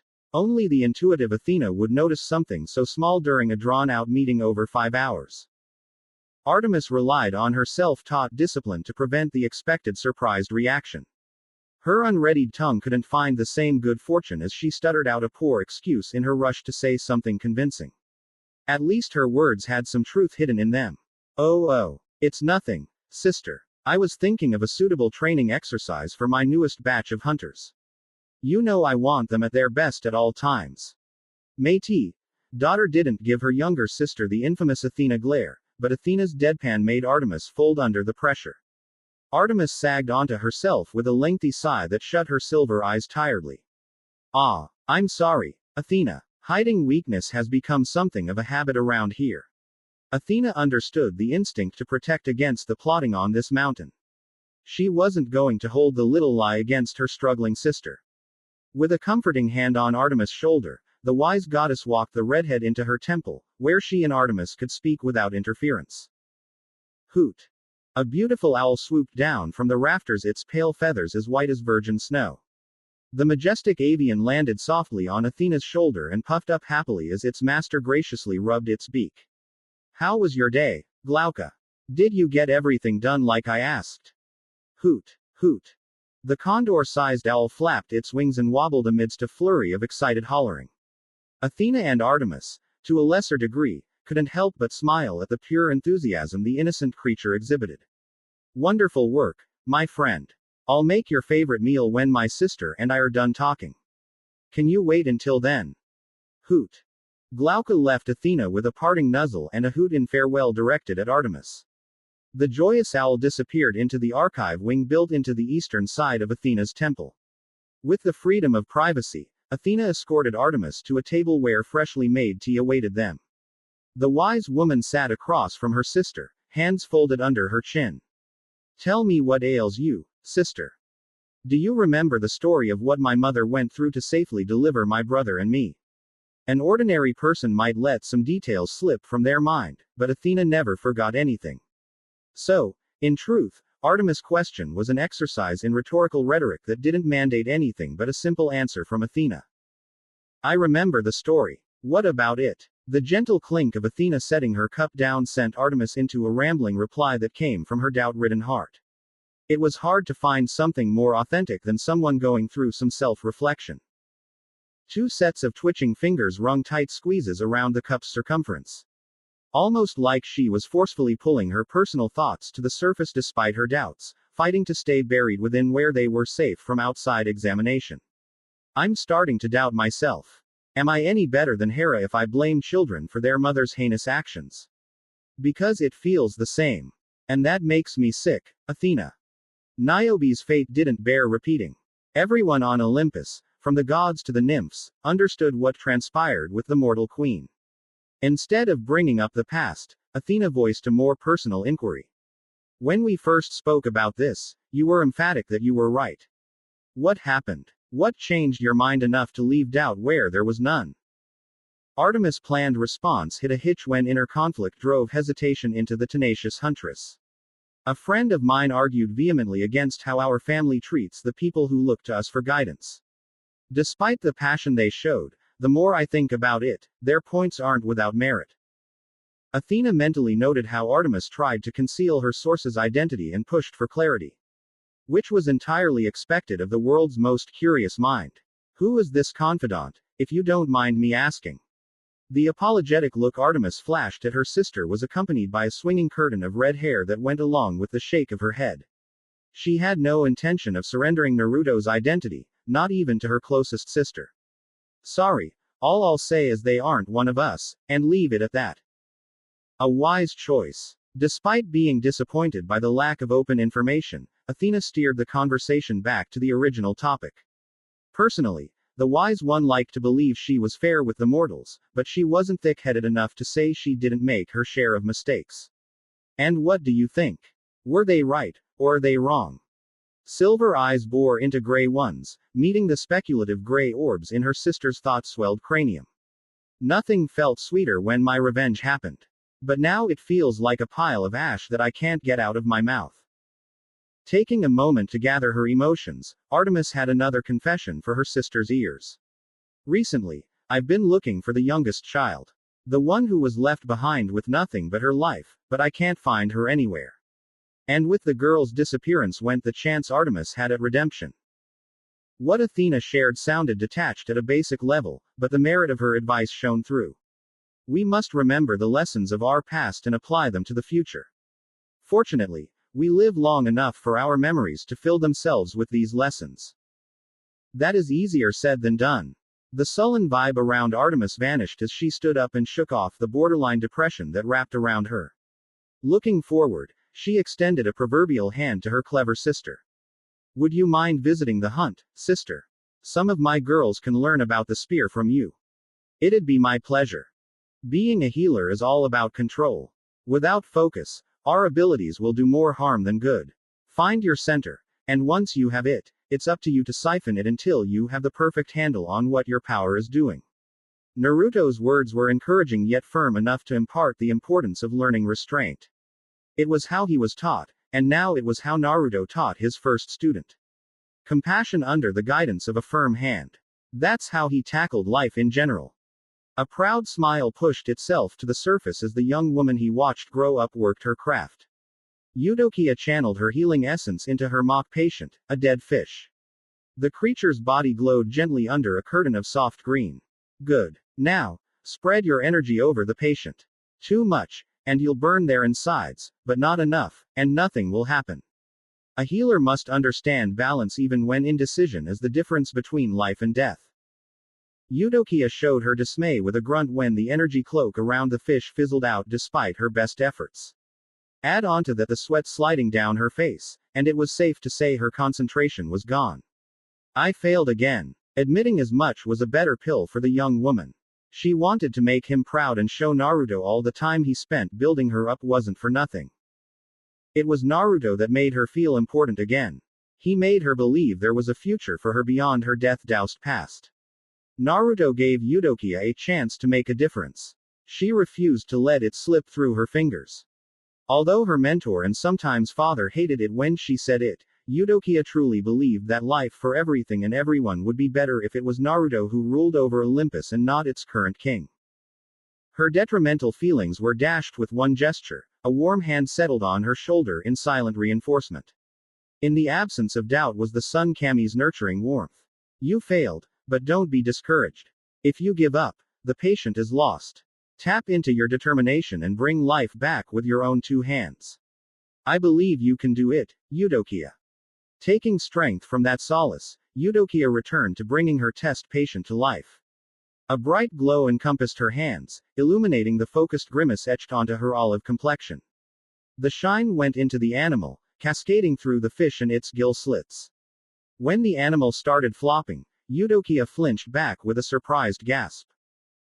Naruto's pride wasn't something that could be measured. As the animal flopped into the bucket of water beneath the table, Naruto gave the young woman her due. Well done, Eudokia. I knew you had it in you. Whipping around in a whirlwind of enthusiasm, the young woman hugged Naruto with every emotion she could exert. Thank you so much. This is all I dreamed of when I asked you to teach me. I owe this all to you, father. His smile took on a softer note when the last of her whispers reached his ears. Giving his student and adoptive daughter a squeeze in return, he held her tight against his chest for a moment. Go to our camp spot. If you get set up before sunset, I'll make your favorite food to celebrate. Laughing at how she rushed off, Naruto waited until Eudokia was gone before his face turned cold. You can come out now. The entity Naruto sensed didn't keep him waiting for long. The lowering sun burned a brighter orange, and someone appeared in a flashy surge of white light. His shiny hair and shinier, face-wide smile gave away his identity. The man in the orange toga had to be Helios. My brother from the sun. Flamboyantly bold, Helios surprised Naruto when he pulled Naruto into an unexpected hug. Before Naruto could react, the solar titan pulled away with a beaming grin. I'm glad I finally met you, Naruto Omikami. With his composure back in hand, Naruto was comfortable properly holding his own in this surprise encounter. Honestly, I am surprised you took this long to find me. I wonder who will come down next. Maybe Apollo. The sound Helios made matched the dismissive way he waved his hand. Apollo isn't experienced enough to sense you. He's more interested in other pursuits but less about Apollo and more about this meeting. I want to talk about you. Greeks aren't special, but someone from the Forbidden East. That's interesting. Naruto's quick wit hid some of his discomforts, but his true intentions rose to the surface when he narrowed his eyes suspiciously at the bright Titan's strange words. I don't like how you worded that. A little scary for my tastes. Should I be worried, Helios? Scary. What's scary is how powerful you are for someone so young. What's terrifying is what you become. The prophetic glow behind Helios' eyes added a solemn weight to his words, taking Naruto slightly off guard from what the son of Hyperion saw. Helios opened his mouth when a luminous lance of moonlit energy slammed into the ground beside both blondes, releasing a wave of fluttering lunar butterflies that eventually parted to reveal a tall woman with black skin. She wore a long, flowing dress that was light blue in color. Her black hair fell around a glowing moonstone centerpiece over her forehead that shone its brightest when the massive sapphire necklace over her chest lit up. This was Helios' sister, Selene. Brother, you're late again. I understand that you value the freedom the Olympians granted us, but when we plan something, I expect you to be punctual. Her smooth-sounding voice bore an undertone of verbal iron that indicated this wasn't the first time she needed to remind her free-spirited brother of something like this. Naruto wondered if he'd be similar to Selene if his mother survived long enough to give him a younger brother or sister. Helios proved partially resilient against his sister's benevolent judgment. He took the soft scolding in stride, pushing past her words and pointing at Naruto like he alone explained everything. I know what I said, sis. However, I finally had the chance to meet him. I couldn't miss this. That's him. That's Naruto Omikami. Selene moved her white eyes toward Naruto, taking him in for the first time. Her silence became a smile that matched the aura of grace she effortlessly exuded. Ah, yes. You're the one Artemis told me about. It's an honor to finally meet you in person. I must admit, the knowledge you're like us is quite a surprising development. Naruto felt his smile sour at the mention of Artemis, but it didn't last. He shook off the lingering disappointment and dipped into a bowing gesture. The honor is mine, Lady Selene. I have heard many good things. Hey, you're being awfully nice to her but not me.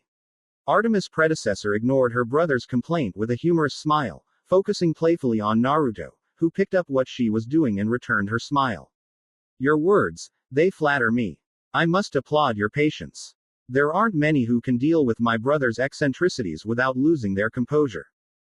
Sister, don't ignore me when I'm complaining. Naruto shrugged his shoulders with a mischievous smile, almost cracking when he saw Helios gawk from the corner of his eye.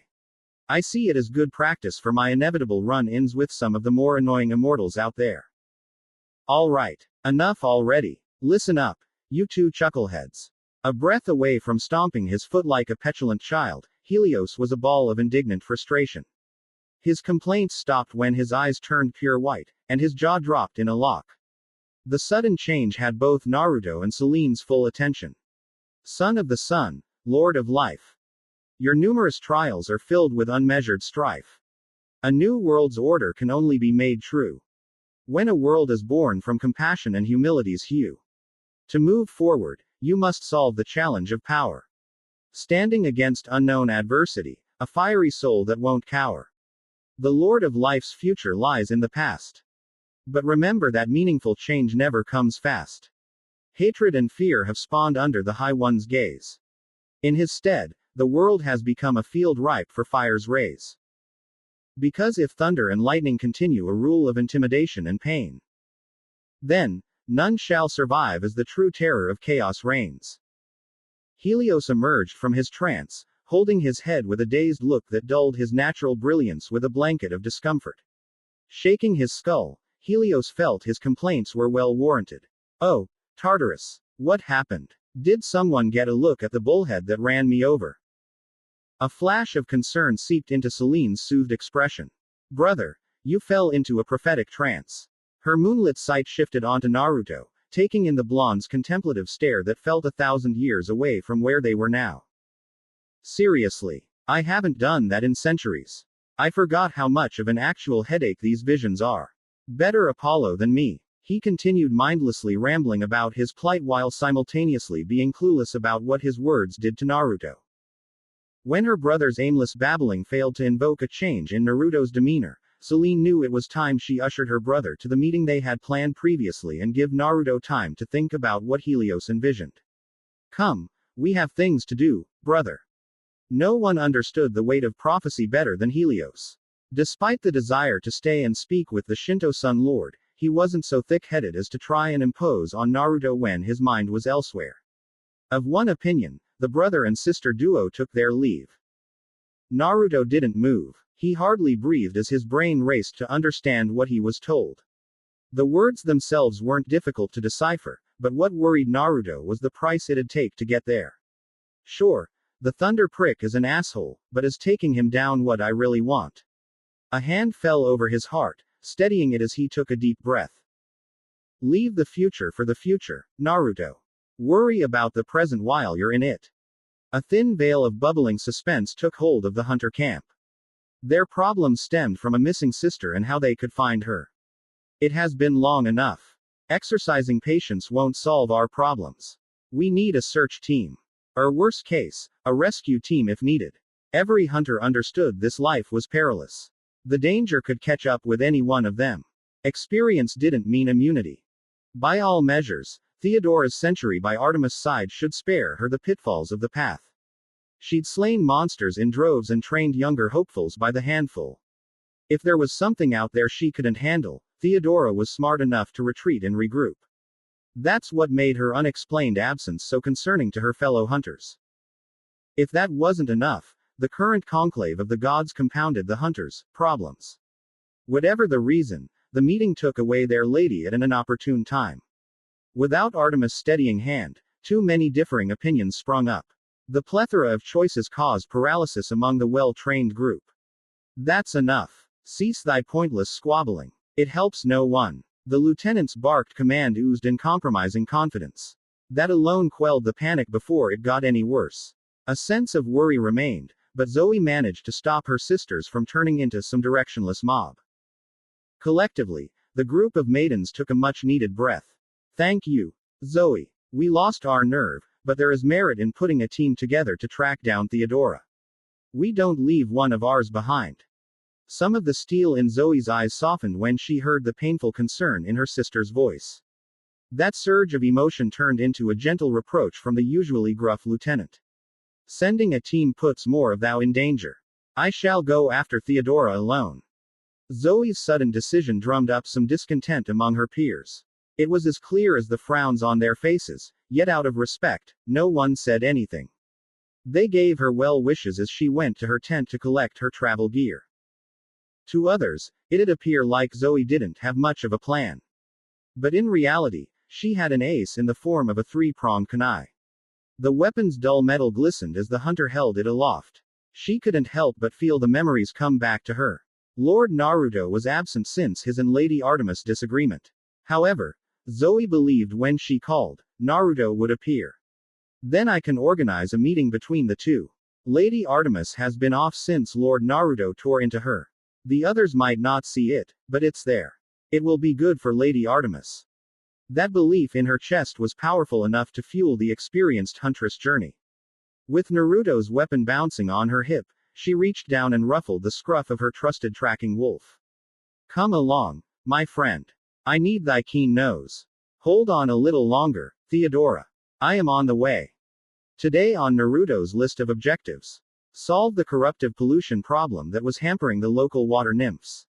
His natural inclination for helping those in need led him here, shin deep in the shallow rises of the lake where the foul black moss originated.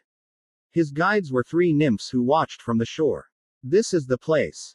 Nodding, the nymph with looped blue hair bobbed with a crease-creating frown that clashed with her natural beauty. The concern was understandable, considering this massive lake was her home. That's correct. Can you feel the wrongness in the water? Naruto tentatively nodded his head, eyes closed, but his senses extended. He sensed the nauseating ilk of whatever was down there in the depths. Its life force was tainted but not immense enough to be a monster, which was a relief. Yeah, I feel it all right. Every time we tried eradicating the invasive moss, its spread would stop for a day then suddenly expand. We're at a loss. The middle nymph had straighter hair but with a greenish tint over a blue base. It was her words that truly captured Naruto's attention. Moss. One moment, I'll be right back. The water nymphs were left watching as Naruto took a few steps forward and vanished mundanely under the water's placid surface. Confused by his actions, the trio started whispering. A series of unsure questions came forward as they waited for something to happen. The eerie quiet lasted long enough to make the nymphs worry for the blonde's health. Questions about going in after Naruto started bubbling to the surface. They were a breath away from entering the water when the lake shined an ethereal blue. A moment later, a wave of pure nature washed over the stunned water women, causing them to gasp gently as a light blush tanned their faces. That was, wow. Their awe-filled appreciation culminated with Naruto emerging from the lake, which lost its glow with a shimmering surge. The soaked blonde returned to a question from his captivated audience of 3. What was that? Whatever Naruto did, it left their hearts beating loudly. Naruto beamed with the satisfaction of a job well done. That was the solution to your problem. You girls had the right idea, but instead of using your energy to remove the moss, you needed to feed the surrounding area. With the extra boost, the land should get rid of the moss naturally by the end of the day. The nymph on the water line sat on her knees and placed her palms on the lake's surface. She shut her eyes in concentration but didn't have to look long to find the lake healing. The lake is healing. Her encouraging news spread positive vibes and hope through the water spirits. The other 2 nymphs smiled at each other before they took their thanks to Naruto. Suddenly, standing at Naruto's sides, they stood on their toes and kissed the surprised god's cheeks long enough to feel his cheeks burn red. Listening to her fellow nymphs giggle with a smile, the nymph who scanned the water approached the group of 3. Would you care to stay and enjoy the beautiful day with us, my lord? It's the least we can do to show our thanks. Naruto wouldn't lie. He was more than tempted to agree to the nymph's suggestion when a static sensation tickled the back of his brain. It was one of his kunai marked with a fade rune pulling on him. While I'm flattered, I have something to do. Enjoy your day, ladies. With a dazzling smile given in farewell, Naruto vanished with a sparking golden light. Earlier elsewhere. With a bag of tricks as deep as hers, Zoe swiftly tracked down her prey. Her many years of practice in the field made a tedious task into an effortless experience. That's where the good news ended, unfortunately. The trail she hunted led to a small home outside an agricultural settlement where a familiar presence awaited her. Heracles. The name she seethed out sparked a righteous fury in Zoe that not even her bastard of a father invoked. Her grip on her bow tightened gradually until the wooden weapon groaned against her white-knuckle grip. Heracles. Once the yell settled, the door of the little house was blasted off its hinges by a man made of pure muscle with sandy hair. There he was, the demigod elevated to immortality after his death, the heroic god himself. The brutish visual of Heracles greedily guzzling alcohol straight from a human-sized jug made the incensed Zoe grimace. Heracles hurled the emptied jug aside with a belching sigh. The muscle-bound man stared through the fogginess in his eyes, looking at Zoe for a moment before recognition flared in his eyes. Look at you. It's the little Hesperide. I'm not drunk enough for your attitude. Repulsed by the former mortal's unabashed arrogance, Heracles stoked the hunter's anger. However, Zoe was disciplined enough to keep her eyes on the prize. Where is Theodora? Biwahaha. B-A-H-A-H-A. Biwahaha. Heracles bellowed laughter from the bottom of his belly, loud and proud. The sound was pure mockery Zoe was forced to endure for too long before the blowhard bastard finally found his words. Your stupid hunter girl told me to control myself. You see, that's not my style, so I broke her neck like a twig and went back to partying the night away. Why? What are you going to do about it, little girl? Zeus. Prodigal son saw how pissed off he made Zoe. He just didn't give a damn. Heracles happily bowled over the hunter's angered silence with a wicked grin on his tanned face. Are you going to call your lady? Too bad she can't do shit about it. Father would pick me over her every time. You, her, and the other little girls can cry about it. It's what women do best. Behind the cover of her lip, Zoe's teeth sunk into the inside of her mouth. The sharp jolt of pain from the self-inflicted bite offered clarity when she needed it most. Zoe retrieved the kunai from her hip and brandished the dull metal's iron bite. Heracles took in the puny weapon with a derisive snort. Unimpressed with the hunter's choice of item, the son of Zeus continued his merciless demeaning. What are you going to do with that, little girl? Tickle me to death. Poke out one of my eyes. I'm not a pig-headed fool like thee. I know my limits, and I know someone who can defeat thee, bastard. Zoe took pleasure from the scowl she won from insulting Heracles' infamous pride. That was her solace as she threw the blade with 3 prongs at the patron of heroes. The wayward projectile got halfway between Zoe and Heracles when Naruto arrived in a golden flash. He snatched the kunai out of the air without issue, but his golden eyes stayed glued to Heracles, taking measure of the physically forged hero turned god. The first word belonged to Heracles and his vast arrogance. This is your champion, girl. This womanly twig is the one who defeats me. I know women with more muscle and manhood than this fool. Letting the insult wash over him harmlessly, Naruto ignored the tasteless barb thrown at him by Heracles. This kind of behavior was a dime a dozen, not worth acknowledging. Instead, he addressed Zoe, who he felt lingering behind him a few yards back.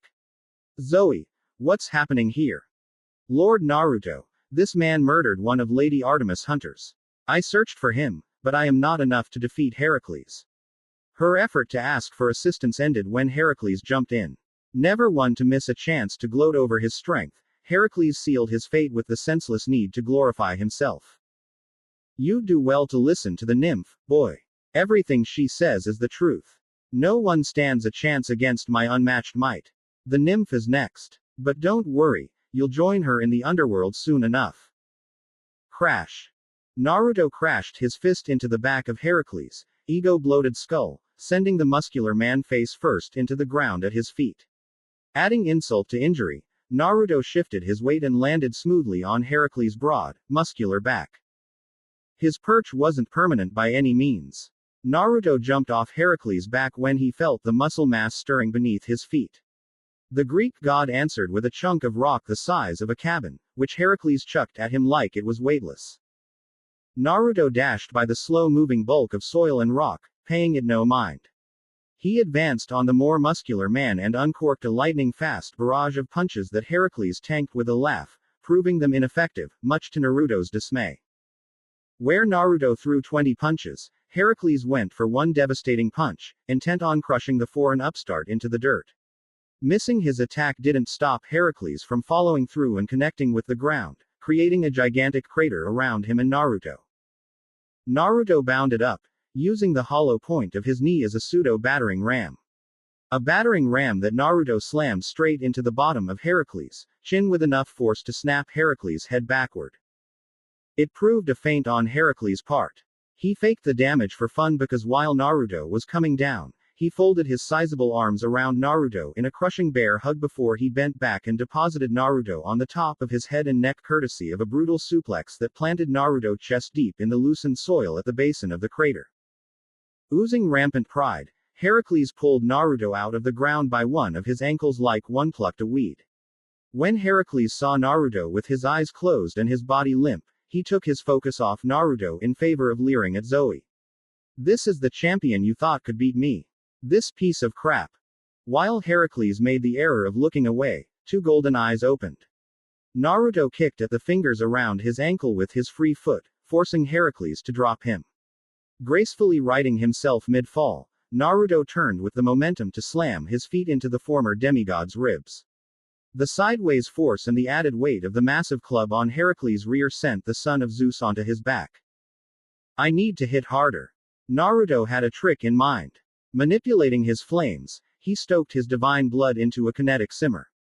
With a wave of empowerment going through him, his body expelled a bursting cloak of steam.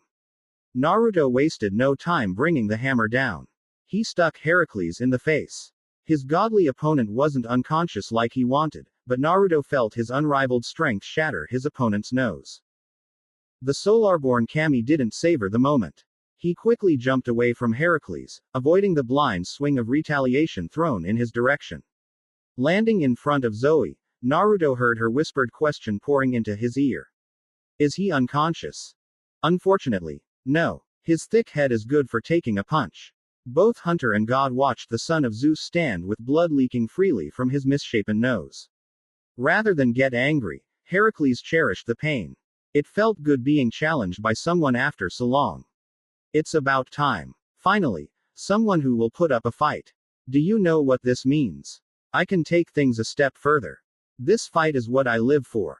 Riding the adrenaline high, Heracles hefted the metal club off his back, easily shouldering the burden of a weapon as large as a bear. You should probably give me some space, Zoe. The hunter did as ordered, moving away from Naruto, who Heracles charged with his weapon in hand.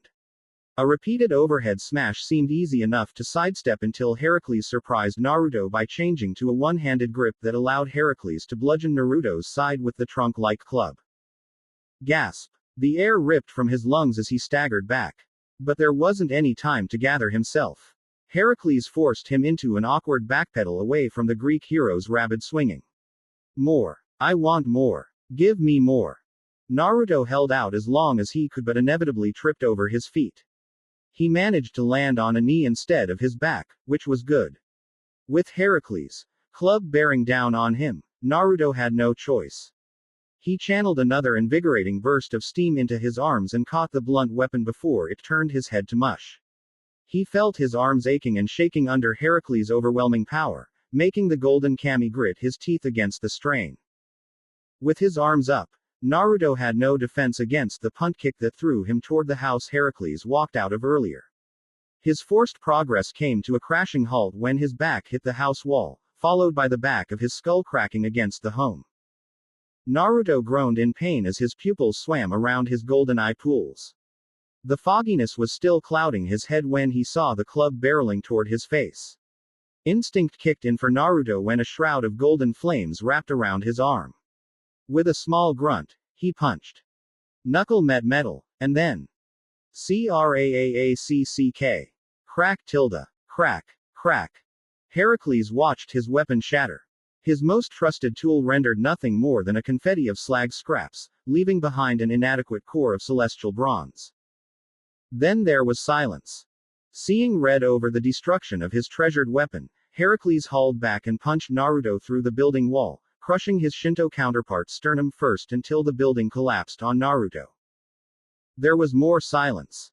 What's wrong, bastard? Is thy toy broken? Zoe joyously jumped on Heracles in his moment of emotional distress.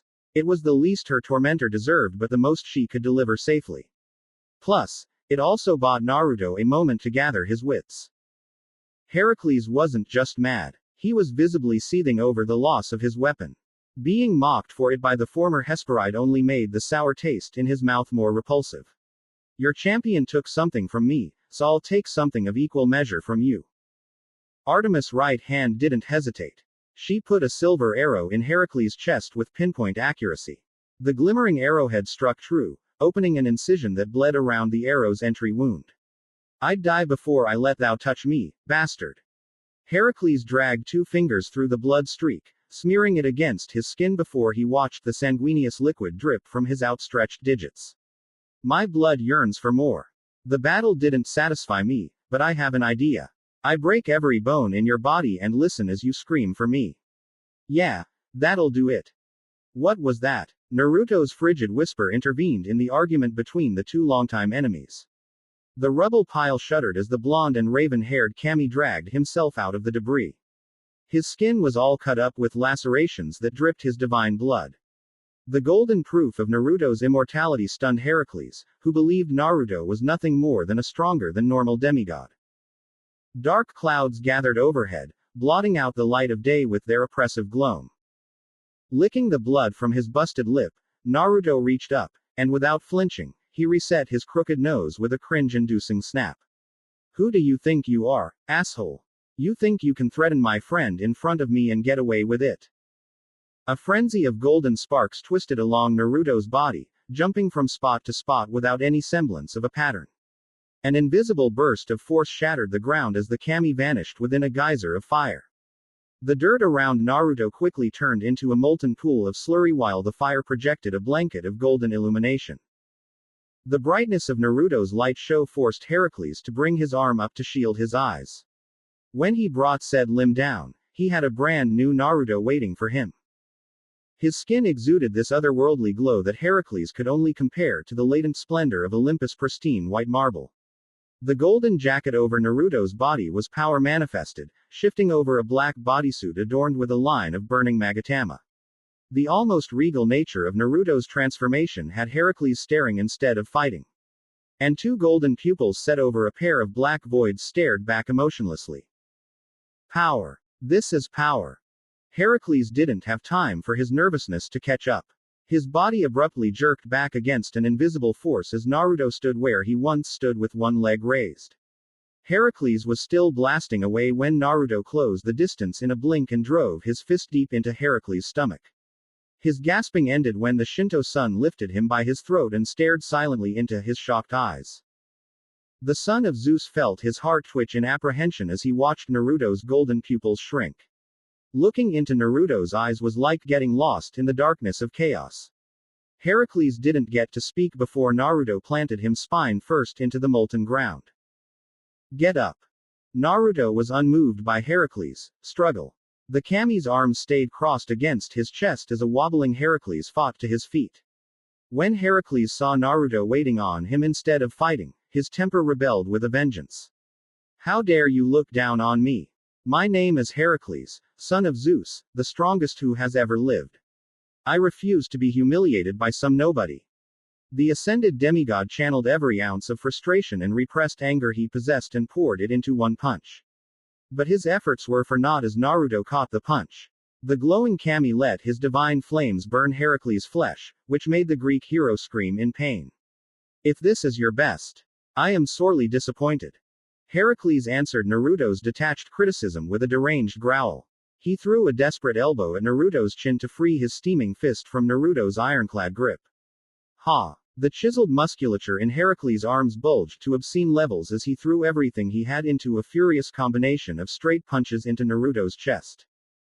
Each fist landed with a concussive impact that packed so much force they sent visible tunnels of tearing pressure out through Naruto's back and into the ground with consecutive explosions of molten mud. For a moment, Heracles had hope as Naruto stood motionless with his head aimed down. Two little words ruined that hope. That tickled. Naruto stiffly craned his neck back upright and was treated to Heracles looking like he'd seen a ghost. All the while, the sun mark placed on him at birth shone with the sun's intensity which went unnoticed in the madness of battle. Minor god, minor power. Naruto turned a palm on his demoralized foe. His hand cradled a tiny ember, nursing it into a tongue of blistering flames that exploded in Heracles' face. Olive-tanned flesh was scorched and ugly black by the unforgiving fire as Heracles fell back, wailing in utter agony. Lightning tore through the dark horizon, racing across the sky in erratic jolts of fury. Forgotten in the climactic clash between gods, an amazed Zoe watched the beatdown play out. She understood Lord Naruto was powerful. He needed to be for all the times he accompanied Lady Artemis on her hunts. However, seeing it play out firsthand was something else. That is when the hunter's eye noticed something strange about how Heracles was moving. He is going into his divine form. Zeus' bastard son stood with his beaten body tensed in exertion, popping veins out all over his hulking frame. His bruised limbs shook as his breathing deepened into a panting huff. Heracles gnashed his teeth as his balled hands clenched around his thumbs. I'll crush your skull. Heracles' rousing yell synced with his head flinging back to stare into the overcast sky. He anticipated the familiar rush of euphoria synonymous with undiluted power pouring through his veins. Heracles expected his wounds to be mended. He expected to tower over this annoying rat but ended up with nothing. Heracles felt empty. The one eye that wasn't scorched shut offered only a blurry glimpse of the rumbling sky. Harsh beats of thunder rained down from the cloud-obscured heavens. I was told stories of gods going divine for an advantage in battle. That's not happening. Look at your hand. Doing as instructed, Heracles looked down for clarification. Instead, his confusion went unsolved as he gazed at a red brand imposed on his skin. It was a symbol Heracles couldn't make heads or tails of. I'm not here for a fight god against god. Fight me man to man. I can't win. Heracles was doubtlessly arrogant, but he was no idiot. In a straight fight, defeat was inevitable. There was still one way for him to win. Kill the Hesperide. He tried bull-rushing Zoe and made it less than 5 steps before being sent back by a palm strike from Naruto. Coward. Stuck between his pride and instinctual panic, Heracles was at a loss. He racked his brain, trying to think of a way out of this catastrophic mess, but his choices were dwindling rapidly. No time to think. Naruto materialized behind Heracles, his flames flickering out behind him in a trail. He grabbed the large man by the scruff and skipped Heracles across the ground until he collided with the house's rubble pile. A caking of mud stuck to Heracles' face and filled his mouth, forcing him into a coughing fit as he pulled himself from the muck. This was no fight. This was humiliation, and it hurt Heracles more than his boil-laced flesh. Father, lend me your aid, and I will crush this foreigner in the name of Zeus. His prayer was answered by a blinding bolt of lightning from the heavens. It struck Heracles, but rather than harm him, Zeus' divine intervention wrapped his son in a lightning shroud that danced over Heracles' body.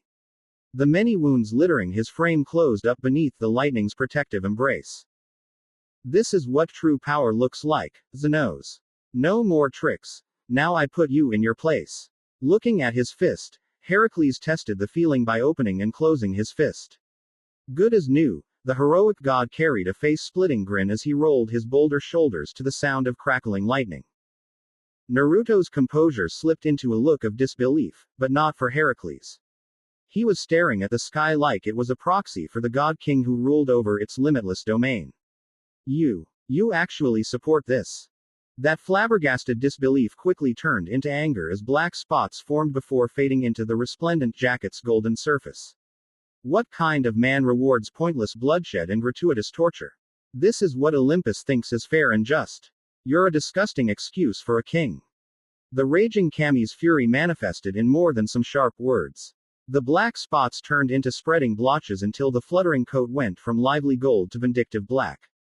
And the suit under it all changed to a golden color, complete with the accents dotting Naruto's form going black with faint white outlines. Lightning lashed out, striking the ground around the defiant blonde. Zeus flexing his rage didn't intimidate Naruto, who stood unmoved in the face of Zeus' anger. The sun spawn refused to repent. Don't worry, father. I'll make this fool pay for disrespecting you. And I'll love every second of it. Deal with the problem in front of you, Naruto. After calming himself, Naruto created a glowing kanji that turned into a wormhole.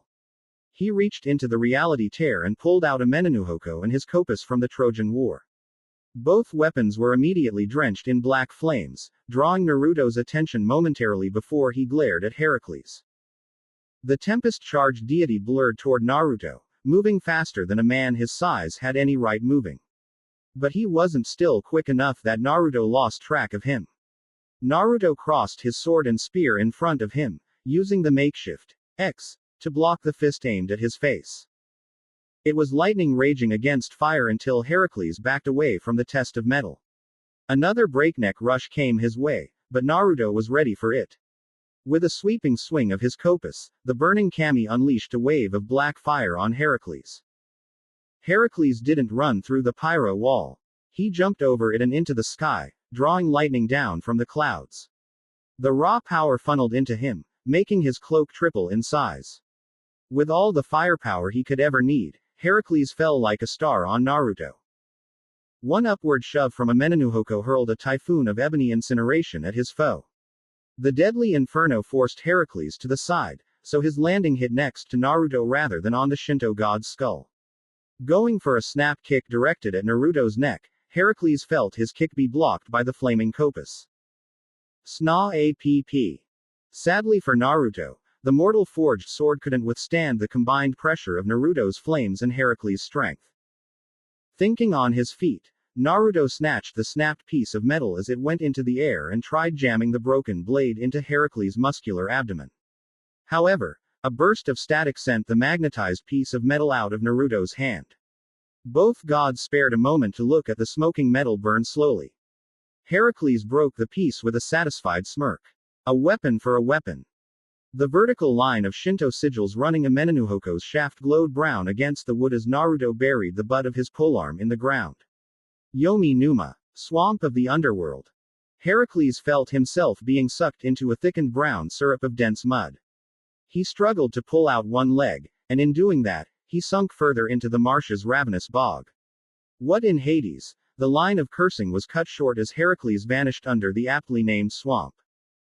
Whole chunks of mud exploded outward in every direction as Heracles erupted from the wet ground. His uppercut missed Naruto's chin by the smallest of margins. Naruto quickly followed his foe into the air and folded Heracles over his spear by turning the shaft into a bat he used to club Heracles in the ribs. The kick that followed sent the airborne son of Zeus tumbling ass over feet. Riding himself was more annoying than a challenge. What the? This is when the former hero noticed his footwear was still on fire. Shrugging both shoes to be safe, Heracles also saw from the corner of his eye the broken sword also burning beneath a blanket of black flames. That's when he made a concerted effort to take in their battlefield. The momentary lapse cost him as Naruto appeared with a massive globe of blue energy spiraling in his hand. Heracles recoiled but couldn't react further as Naruto's self-contained sphere suddenly expanded as he brought the energy bomb down. Boom! Shooting out of the explosion of light, Heracles rocketed into the ground with a loud crash. Naruto followed after, avoiding a stray string of lightning. He crashed on Heracles with a double foot stomp, making Heracles cough out a massive splattering of golden blood. A Menenuhoko streaked through the air and straight into Naruto's waiting grasp. He spun it around so the bladed end was pointed down and stabbed Heracles through the shoulder, pinning the groaning man to the ground. Pained shouts were forced from Heracles' mouth as the lightning around him slowly dispersed. When the shock and pain of being stabbed faded, he felt his fatigue return full force. What did you do to me? This spear is no ordinary weapon. It's more than capable of rendering your flimsy gift obsolete. You're done for, Heracles. The beaten and broken Greek hero snarled defiantly at Naruto, showing his blood-stained teeth as he thrashed futilely against the numbing sensation emanating from where the spear struck him. When I get this spear out, you'll regret running your mouth. Killing isn't something I enjoy. Knowing you'll come back with enough time doesn't change that. This whole thing leaves a bad taste in my mouth. Give up this blind violence and swear you'll leave my friend in peace.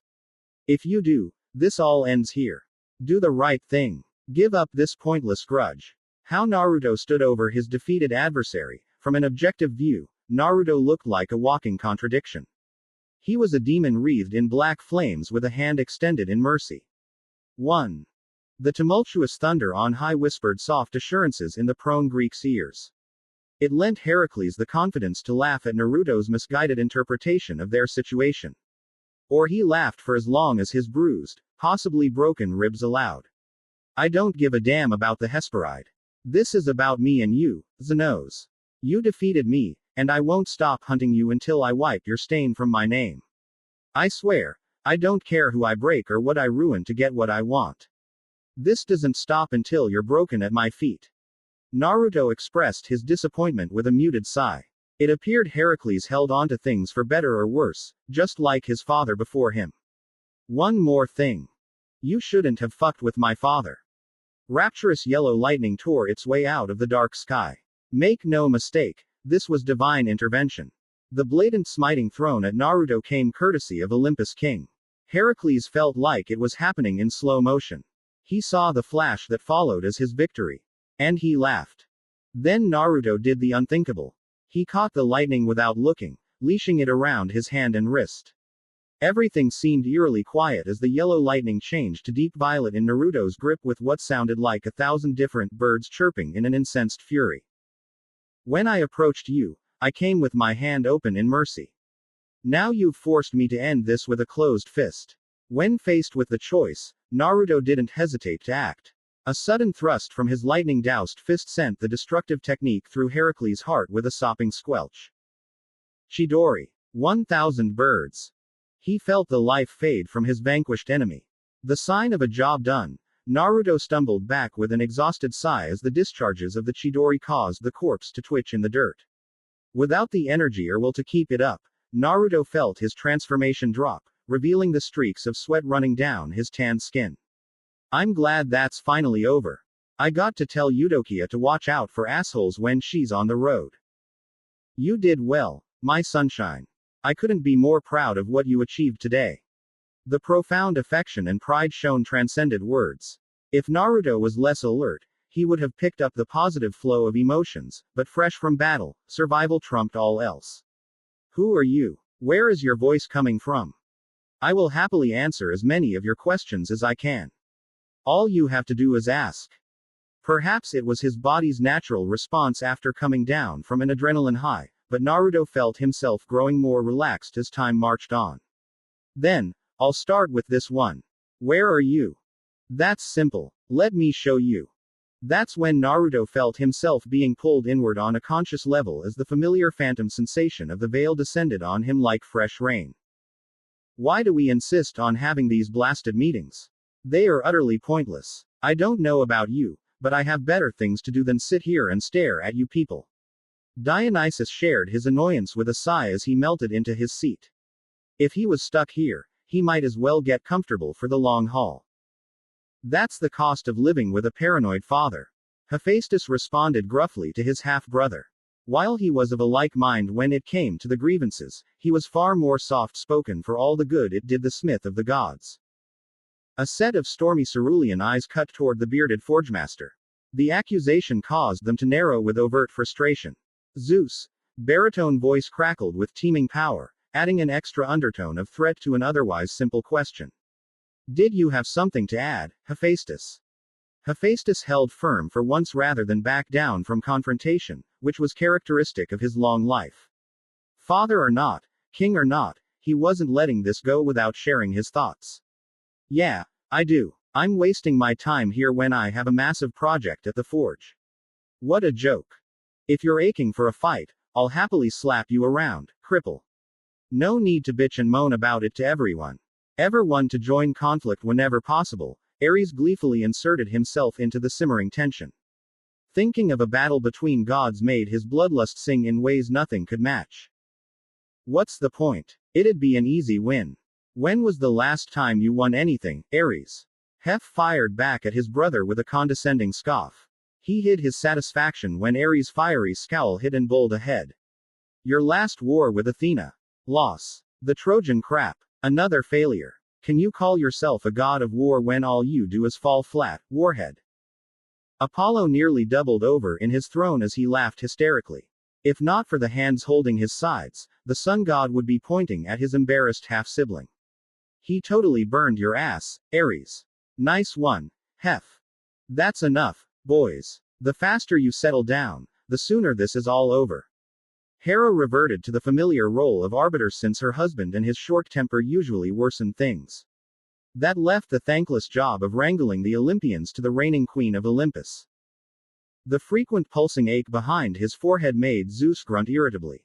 These meetings gave him more headaches than he thought possible, but despite what his fellow Olympians believed, they were necessary. Can we do this once without the bickering and headaches? Just one time. Rapidly tapping the end of his trident across the arms of his throne, Poseidon, with his blue beard, took great amusement from the dramatic suffering of his king and brother. What did you expect from your kids, little brother? We're still far superior to the melancholic hermits you spawn, Poseidon. They can't even inspire the worthless mud at the bottom of the ocean. Athena's scathing dismissal was quick and merciless. Her pride wouldn't allow Poseidon's inadvertent slight pass without an eloquent insult of her own. A lingering sense of comfort spread through the bickering room, dulling the arguments until they stopped entirely. This was the handiwork of the brown-haired woman tending the hearth. The eldest Olympian, Hestia, was a credit to her family's bumpy lineage. Can we please act our ages and stop bickering like children? Her endearing smile made it physically impossible to argue with her, but a few of the more prideful ones grumbled about being compared to mere children. There was one person, however, who had her mind on something else entirely different. Oh, Hestia, please let me find you something better than that hideous brown cloak. I can make you an absolute knockout with the right tweaks. Enough. We are here for a reason. Zeus was shouting about it, but he and Poseidon glared at the giggling Aphrodite for the comment about Hestia. Neither brother wanted their cherished older sister anywhere near the men Aphrodite hung out with. Finally, I want to spend my free time with Persephone, not stuck in this chair. Without Hades around for her to insult, most of these meetings were bland affairs for Demeter. She'd always prefer to do something more social than talking about ultimately pointless things. A totally uninterested Artemis let her father's mundane droning go in one ear and out the other. She decided to use her time doing something worthwhile, like checking in on her adoptive daughters through a discreet use of the mist. As always, the divine huntress started by locating Zoe. Imagine her surprise to see her second in command on an unexpected hunt. Curious about Zoe's reasons, Artemis followed along through the mist. Many of Artemis' unanswered questions were answered when Zoe shouted one loathsome name at the cottage. The reveal of her famous half-sibling twisted Artemis' fair features into a heated scowl. Heracles represented precisely why Artemis kept most men at a distance.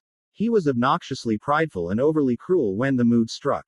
And most unforgivable was how Heracles saw women as objects to satisfy his lust. Heracles. What are you looking at? The lunar hunter drew her father's attention because she allowed her rage to get the better of her. In one move, Zeus hijacked the window through the mist and turned it into a full projection the whole council could watch. Heracles hurled the emptied jug aside with a belching sigh. The muscle-bound man stared through the fogginess in his eyes, looking at Zoe for a moment before recognition flared in his eyes. Look at you. It's the little Hesperide. I'm not drunk enough for your attitude. How did this day get worse? Poseidon didn't shy away from rolling his eyes when Zeus pulled up a visual of Heracles through the mist. He mistakenly thought it was another gloating session. Repulsed by the former mortal's unabashed arrogance, Heracles stoked the hunter's anger. However, Zoe was disciplined enough to keep her eyes on the prize. Where is Theodora? The wisest of them all had her calm expression turned into a steep frown.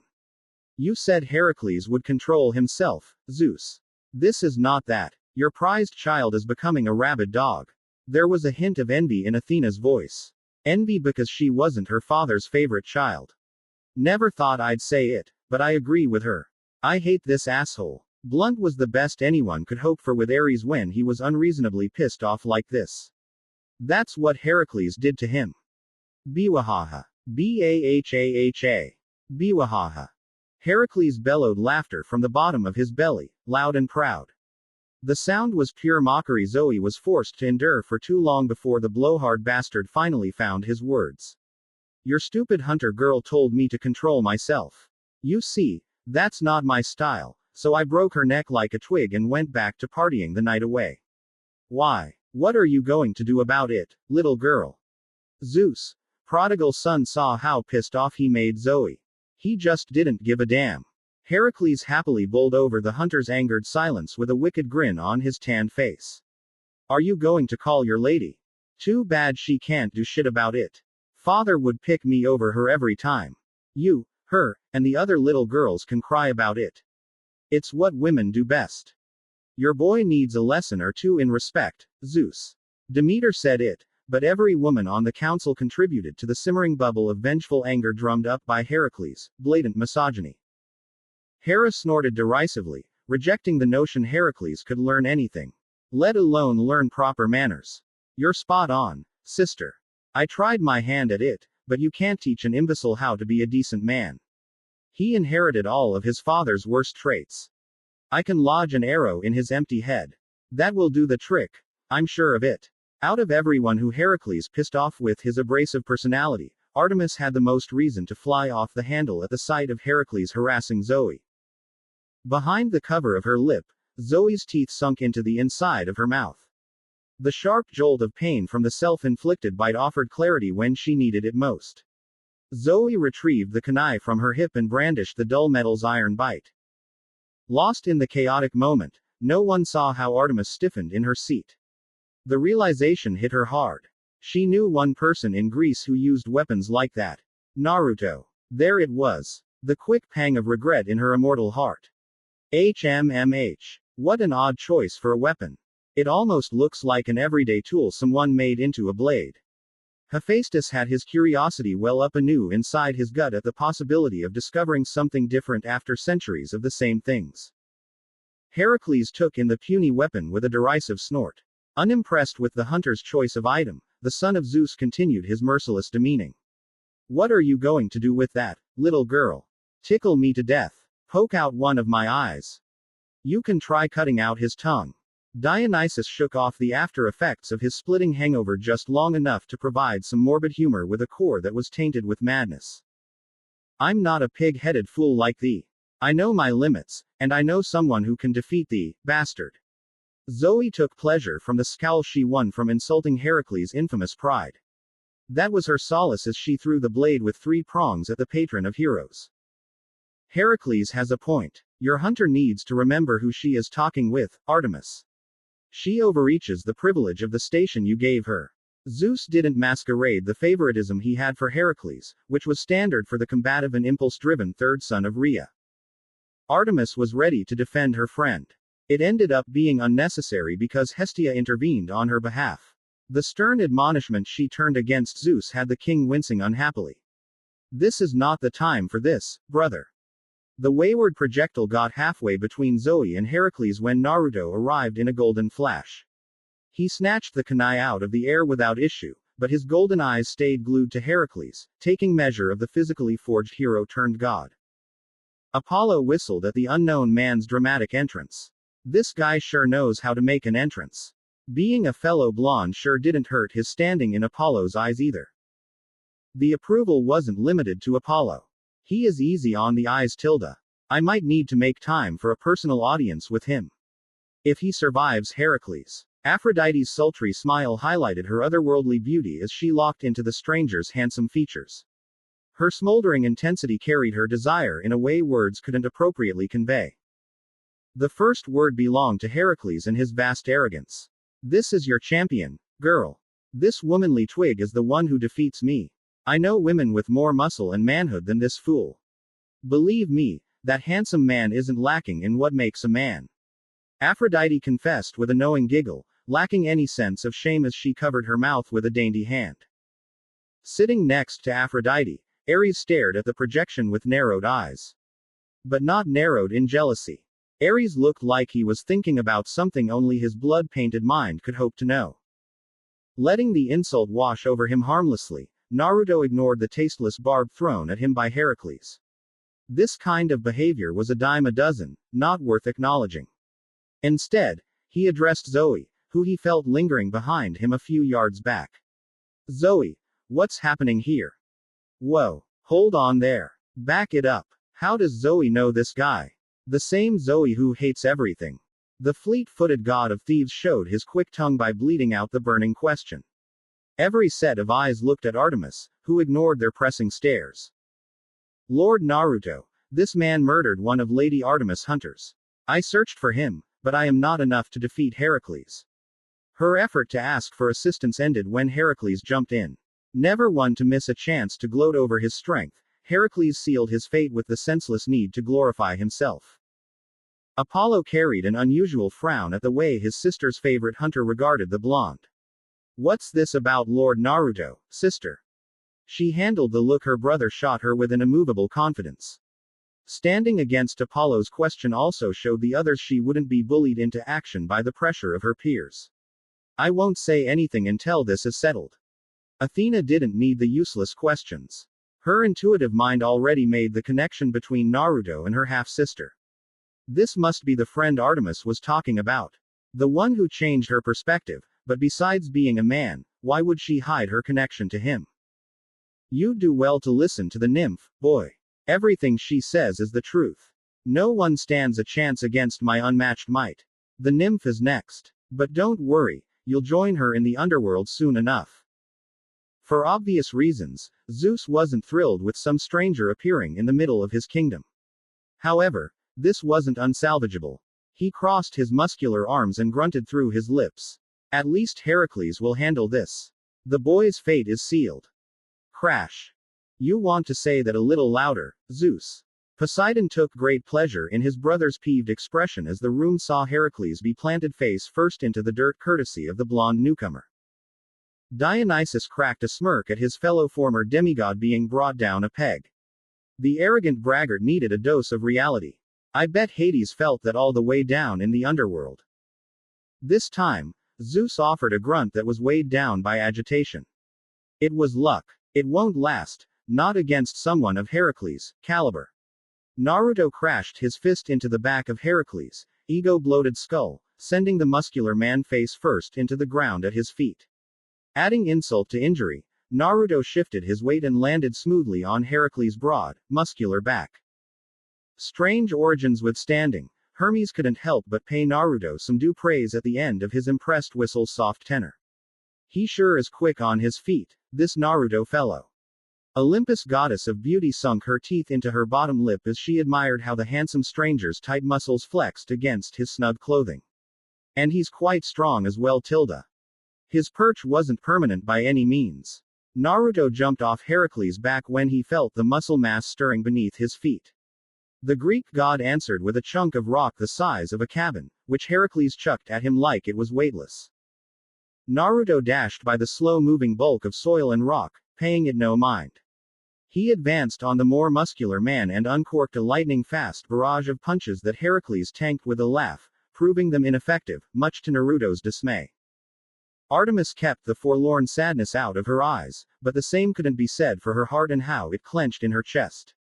Guilt wasn't something Artemis felt often, but that didn't stop the redhead from hating everything about it. Even though I've been stubborn and a terrible friend, you'd still risk everything to defend my daughter. Naruto. The head huntress knew the painstaking lengths her friend went through to stay out of her family's crosshairs. Naruto wasn't interested in the power struggles and exhausting machinations her peers played. He just wanted to live. And all those years of freedom. His peace was threatened for her sake. When this is over, I'll make things right, Naruto. I promise. A collective gasp pulled Artemis away from her thoughts, returning her to the battle that had advanced since she last looked. Knuckle met metal, and then. Crack.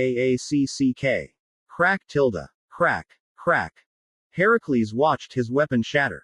His most trusted tool rendered nothing more than a confetti of slag scraps, leaving behind an inadequate core of celestial bronze. Then there was silence. Hestia illustrated the moment perfectly when she placed a hand over her mouth, hiding how her mouth fell open at Naruto's display. Oh my! When the surprise of seeing Heracles' god-forged weapon being brought to ruin fell to the wayside, Hera didn't giggle. She didn't chuckle. The queen tumbled into delighted laughter. Seeing red over the destruction of his treasured weapon, Heracles hauled back and punched Naruto through the building wall, crushing his Shinto counterpart's sternum first until the building collapsed on Naruto. There was more silence. Ares grinned at the struggles his overdramatic asshole of a sibling had to suffer through. Any time Heracles was in the shit was a good day for the god of war. Think the daddy's boy is gonna cry. I'd put a mountain of celestial bronze on a temper tantrum. Hephaestus didn't believe anyone would be dumb enough to take that bet, but it didn't hurt to try and see if he got lucky.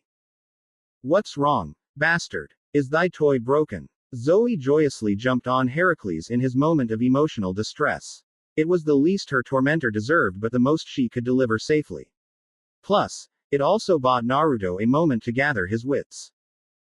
Demeter nodded her head with a measured smile. Good for her. Heracles wasn't just mad. He was visibly seething over the loss of his weapon. Being mocked for it by the former Hesperide only made the sour taste in his mouth more repulsive. Your champion took something from me, so I'll take something of equal measure from you. Feeling a surge of protective anger heat up her breast, Artemis nearly took her bow and left Olympus on a warpath.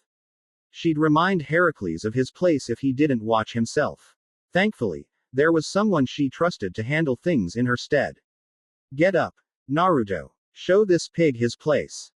Artemis' right hand didn't hesitate. She put a silver arrow in Heracles' chest with pinpoint accuracy. The glimmering arrowhead struck true, opening an incision that bled around the arrow's entry wound. I'd die before I let thou touch me, bastard. Your hunters are always infallibly accurate. You have trained them well. The two sisters shared a smile of respect that was almost rare between any two Olympians. Trust that was unequivocal and reciprocated on both sides. Heracles dragged 2 fingers through the blood streak, smearing it against his skin before he watched the sanguineous liquid drip from his outstretched digits. My blood yearns for more. The battle didn't satisfy me, but I have an idea. I break every bone in your body and listen as you scream for me. Yeah, that'll do it. Several opinions were nearly voiced among the men and women of Olympus, but they never reached fruition because they felt a sober wave of pure power reaching them from all the way on Earth. A few gasped aloud. Some jumped out of their thrones while others tensed, but every Olympian was glued to the fight. What was that? Naruto's frigid whisper intervened in the argument between the two longtime enemies. The rubble pile shuddered as the blonde and raven-haired Kami dragged himself out of the debris. His skin was all cut up with lacerations that dripped his divine blood. The golden proof of Naruto's immortality stunned Heracles, who believed Naruto was nothing more than a stronger than normal demigod. What? That's impossible. This was no longer about the pride he had in his favorite son. It meant more now that Zeus knew other gods were in play. What this sniveling stray god did was challenge his authority as Sky King of Greece. Naruto. That's what they called him. Zeus responded to this slight with passion and power. His divine soul lashed out in a rage that affected Olympus and Greece. An uncontrolled storm of savage sparks resonated with his anger, shedding from Zeus' skin as his blue eyes turned into two hollow portals of endless white. The wind crashed into Olympus, screaming in every direction with enough gale force that the council room shook at its foundations. As for Greece, dark clouds gathered overhead, blotting out the light of day with their oppressive gloom. The Thunder-bringer rode the adrenaline of his passion, feeding off it with every second. Soon, Zeus' menacing glare fell upon the Moon Maiden as his fist clenched around the thrumming power that was the Master Bolt. You harbored an enemy of Olympus. This is treachery of the highest form, Artemis. Artemis showed that tempers ran in the family. Rather than be cowed, she answered fury with fury. Naruto is not an enemy. He has. Anyone who is not us is an enemy, stupid girl. The thunder roared louder than Zeus' shout. You will answer for this stray god. Speak before I judge you guilty of betrayal. It wasn't just Artemis that took the overt threat poorly. Her brother joined her, and together, the moon and sun, the twins of Leto, let their powers burst. Two separate auras of strength covered the twins, waiting to be unleashed on whoever Artemis and Apollo deemed worthy of their anger. Before the situation escalated, Hera grabbed her husband by his wrist and pinned the arm that held the Master Bolt against his throne. At the same time, Poseidon squeezed his little brother's shoulder tight enough to make Zeus grunt. Calm down, brother. We don't want you doing something stupid. Zeus was unresponsive for a moment before his power dissipated, but the darkness of storm clouds remained. Following suit, the twins stood down and returned to their seats. With this disaster averted, everyone returned to the fight. But tensions were undoubtedly high. Licking the blood from his busted lip, Naruto reached up, and without flinching, he reset his crooked nose with a cringe-inducing snap. Who do you think you are, asshole? You think you can threaten my friend in front of me and get away with it? Still feeling hot from the confrontation with his father, Apollo happily returned to the distraction of the viewing. What the sun god saw didn't soothe his flames, but it definitely took his mind off Zeus. Damn. That was hot. Anyone else? Or is it just me? Apollo. Artemis' annoyed hiss turned her glare away from Zeus and onto her bright twin. It didn't do much good since all Apollo did was shrug off her scolding. What's the problem? Just because you know him doesn't mean I can't enjoy a handsome man when I see one, little sister. I like a handsome guy every now and then. Artemis pouted and then looked away from her brother with a childish huff. She was so busy complaining about her stupid, sunny-headed siblings' intentions for Naruto that she let the little sister comment slide. I got it. The divine rulers of Greece stared at Ares, who broke the silence with an unexpected shout. That's the guy. The one the Trojans called the fire-haired demon back during the war. Naruto also technically killed him in single combat, but Ares wasn't sharing that little secret. A benefit of being immortal is the memory, and none were better than Athena's.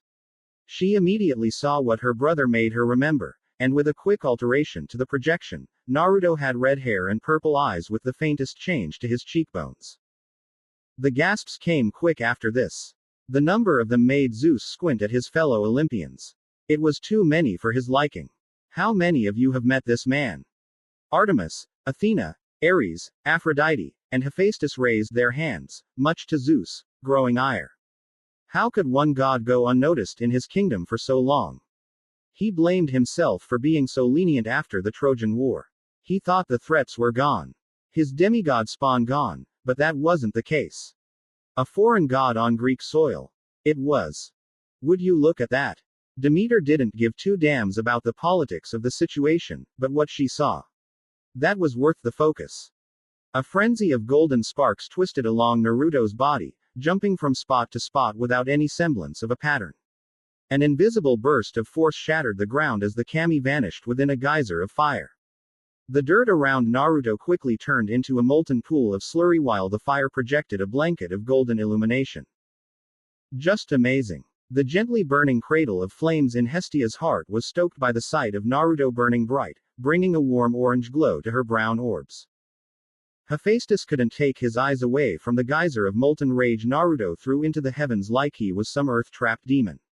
What an incredible amount of power.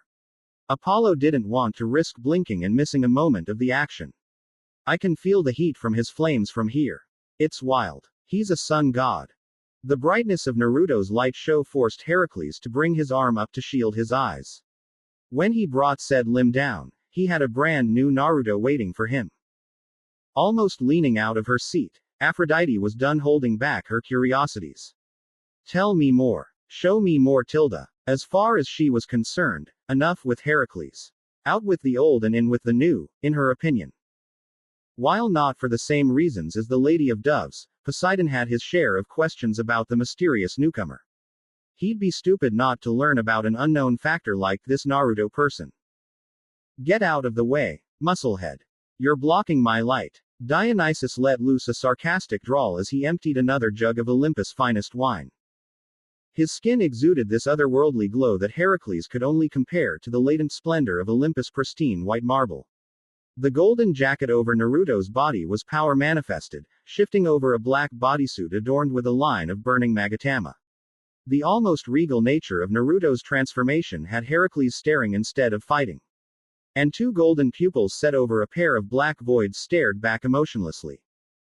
Athena found herself staring at the man wrapped in golden splendor. Authority rolled off Naruto in ways she couldn't ignore. For the first time, she agreed with Heracles. Naruto looked every bit like a king with his subtle aura of divine royalty. Down to the calm stare that made him feel untouchable. He looks so regal. The bell chime giggle from Aphrodite instantly told Athena she made a terrible mistake. Oh my. Athena has finally found a man she's interested in tilde. I always knew this day would come. Aphrodite giggled over Athena's hasty list of reasons why it was just a comment and nothing more. Power. This is power. Heracles is screwed, Hermes remarked without a touch of sympathy for his half-sibling. Heracles didn't have time for his nervousness to catch up. His body abruptly jerked back against an invisible force as Naruto stood where he once stood with one leg raised.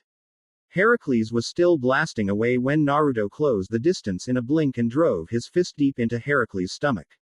His gasping ended when the Shinto sun lifted him by his throat and stared silently into his shocked eyes. Demeter frowned at the cold demeanor of the new sun god.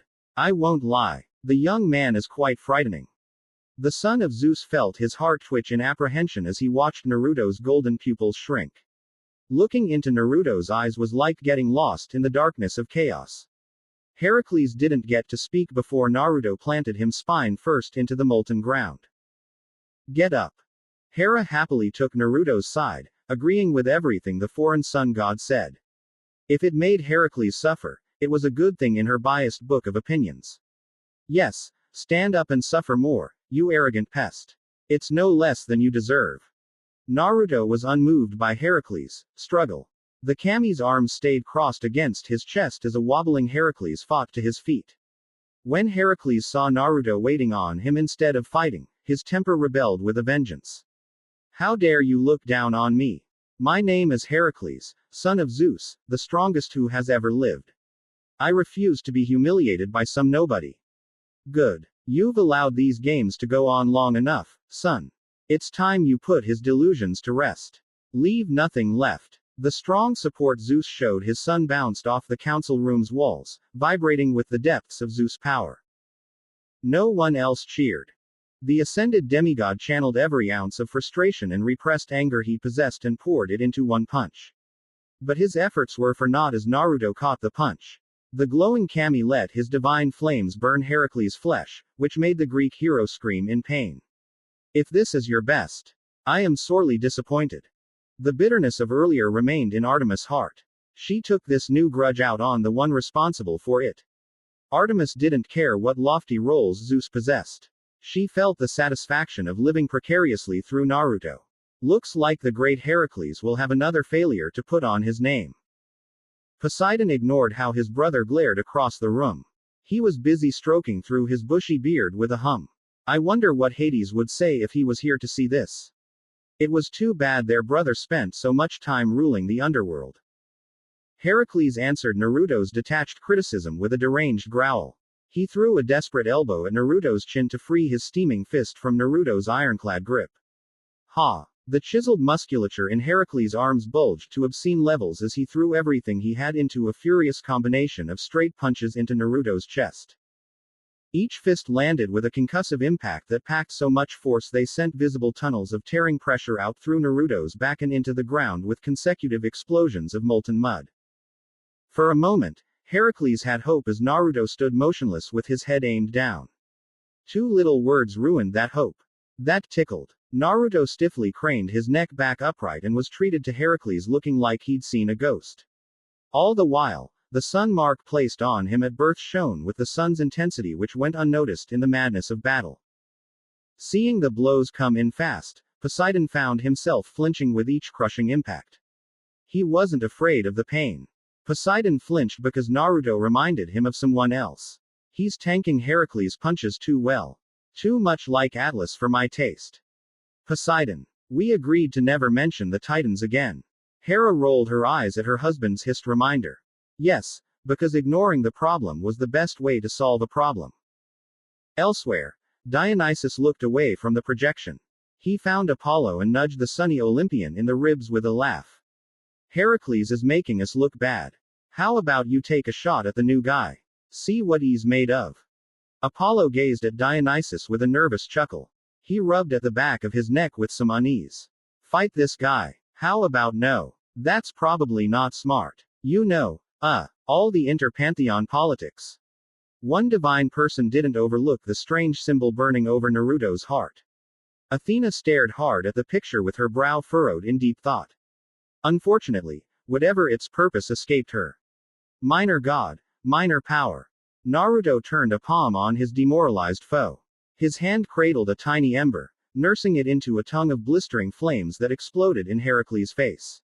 Olive-tanned flesh was scorched and ugly black by the unforgiving fire as Heracles fell back, wailing in utter agony. Minor. Zeus wasn't angry. He wasn't even pissed. The lightning-touting king was seething, and it showed. Lightning tore through the dark horizon, racing across the sky in erratic jolts of fury. Forgotten in the climactic clash between gods, an amazed Zoe watched the beatdown play out. She understood Lord Naruto was powerful. He needed to be for all the times he accompanied Lady Artemis on her hunts. However, seeing it play out firsthand was something else. That is when the hunter's eye noticed something strange about how Heracles was moving.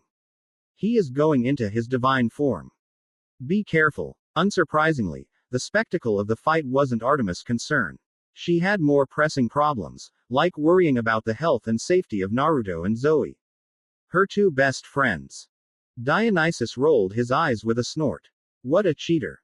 Zeus' bastard son stood with his beaten body tensed in exertion, popping veins out all over his hulking frame.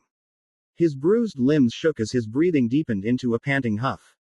Heracles gnashed his teeth as his bald hands clenched around his thumbs. I'll crush your skull. Heracles' rousing yell synced with his head flinging back to stare into the overcast sky. Hestia always tried her best to see her family for their merits over their faults. That is who Hestia was by nature. But when her nephew got drunk on slaughter, even her optimism faded. Family or not, Hestia would never condone gratuitous, pointless violence. He anticipated the familiar rush of euphoria synonymous with undiluted power pouring through his veins. Heracles expected his wounds to be mended. He expected to tower over this annoying rat but ended up with nothing. Heracles felt empty. The one eye that wasn't scorched shut offered only a blurry glimpse of the rumbling sky. Athena was fortunate she didn't have her trusty spear in hand. Because had Athena had it in hand, she would have dropped it. Naruto prevented Heracles from accessing his godly form. This was one outcome Athena hadn't anticipated. Wait, how'd he do something like that? Ares showed his surprise a lot less eloquently than his sister in war. Mouth open and two wide eyes, he definitely didn't see this coming. Unlike the Pantheon's war duo, Artemis felt no compulsion to speak. She was happy to stay in silent awe. Watching Naruto's showcase of skill and strength was beyond what she imagined her friend capable of in the best way possible. All the while, rage poured off Zeus like the violent waves of the Aegean Sea beneath a full moon. Harsh beats of thunder rained down from the cloud-obscured heavens. I was told stories of gods going divine for an advantage in battle. That's not happening. Look at your hand. Doing as instructed, Heracles looked down for clarification. Instead, his confusion went unsolved as he gazed at a red brand imposed on his skin. It was a symbol Heracles couldn't make heads or tails of. I'm not here for a fight god against god. Fight me man to man. Aphrodite finished her manicure by blowing away the imaginary specks of dust on her nails. It was abundantly clear to her that Heracles' heart wasn't in the fight. Zeus' flamboyant son lost his belief, and she sensed it. Heracles has already lost. When the whole room looked at her, Aphrodite scoffed but didn't elaborate. I can't win. Heracles was doubtlessly arrogant, but he was no idiot. In a straight fight, defeat was inevitable. There was still one way for him to win. Kill the Hesperide. He tried bull-rushing Zoe and made it less than 5 steps before being sent back by a palm strike from Naruto. The change in tactic had Artemis baring her teeth like a wolf when an outsider got too close to their territory. Coward. Coward. Hestia happily basked in the connection her niece shared with Naruto. A more than welcome change from Heracles, atrocities for the peaceful mistress of the hearth. It's adorable how you and Naruto are so similar, Artemis. The lunar archer felt the embarrassment burn on her cheeks in the form of a golden blush. Her conciliation was Naruto's efficient handling of her hated half-brother. Artemis would gladly bear a little embarrassment in this instance. Stuck between his pride and instinctual panic, Heracles was at a loss. He racked his brain, trying to think of a way out of this catastrophic mess, but his choices were dwindling rapidly. No time to think. Naruto materialized behind Heracles, his flames flickering out behind him in a trail.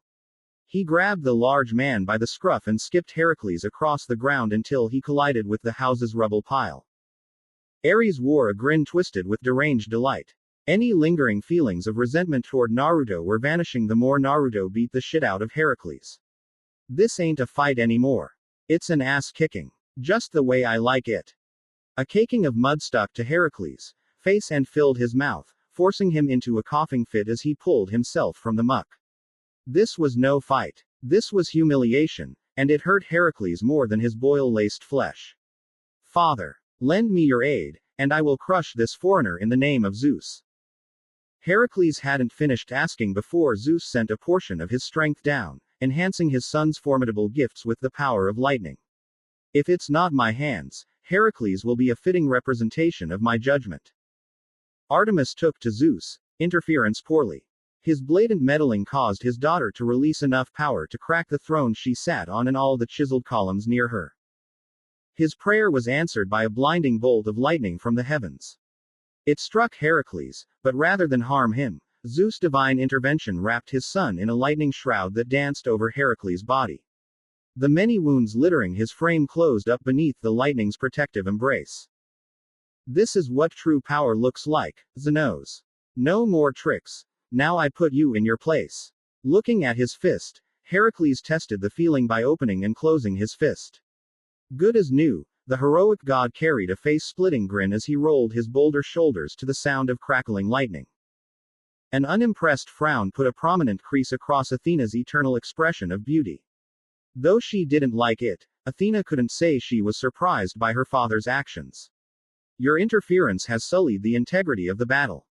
Owl Pellets has the right idea. Heracles isn't a man if he can't fight his battles without daddy's help.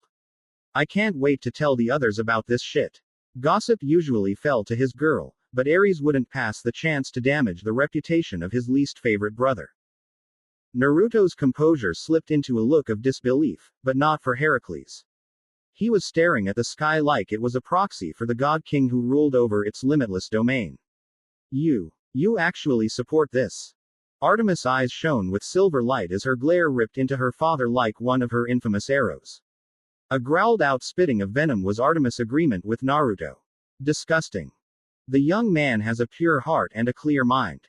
That is rare these days. If he was mortal, I'd bless him right now. Naruto was more than a breath of fresh air for Hestia.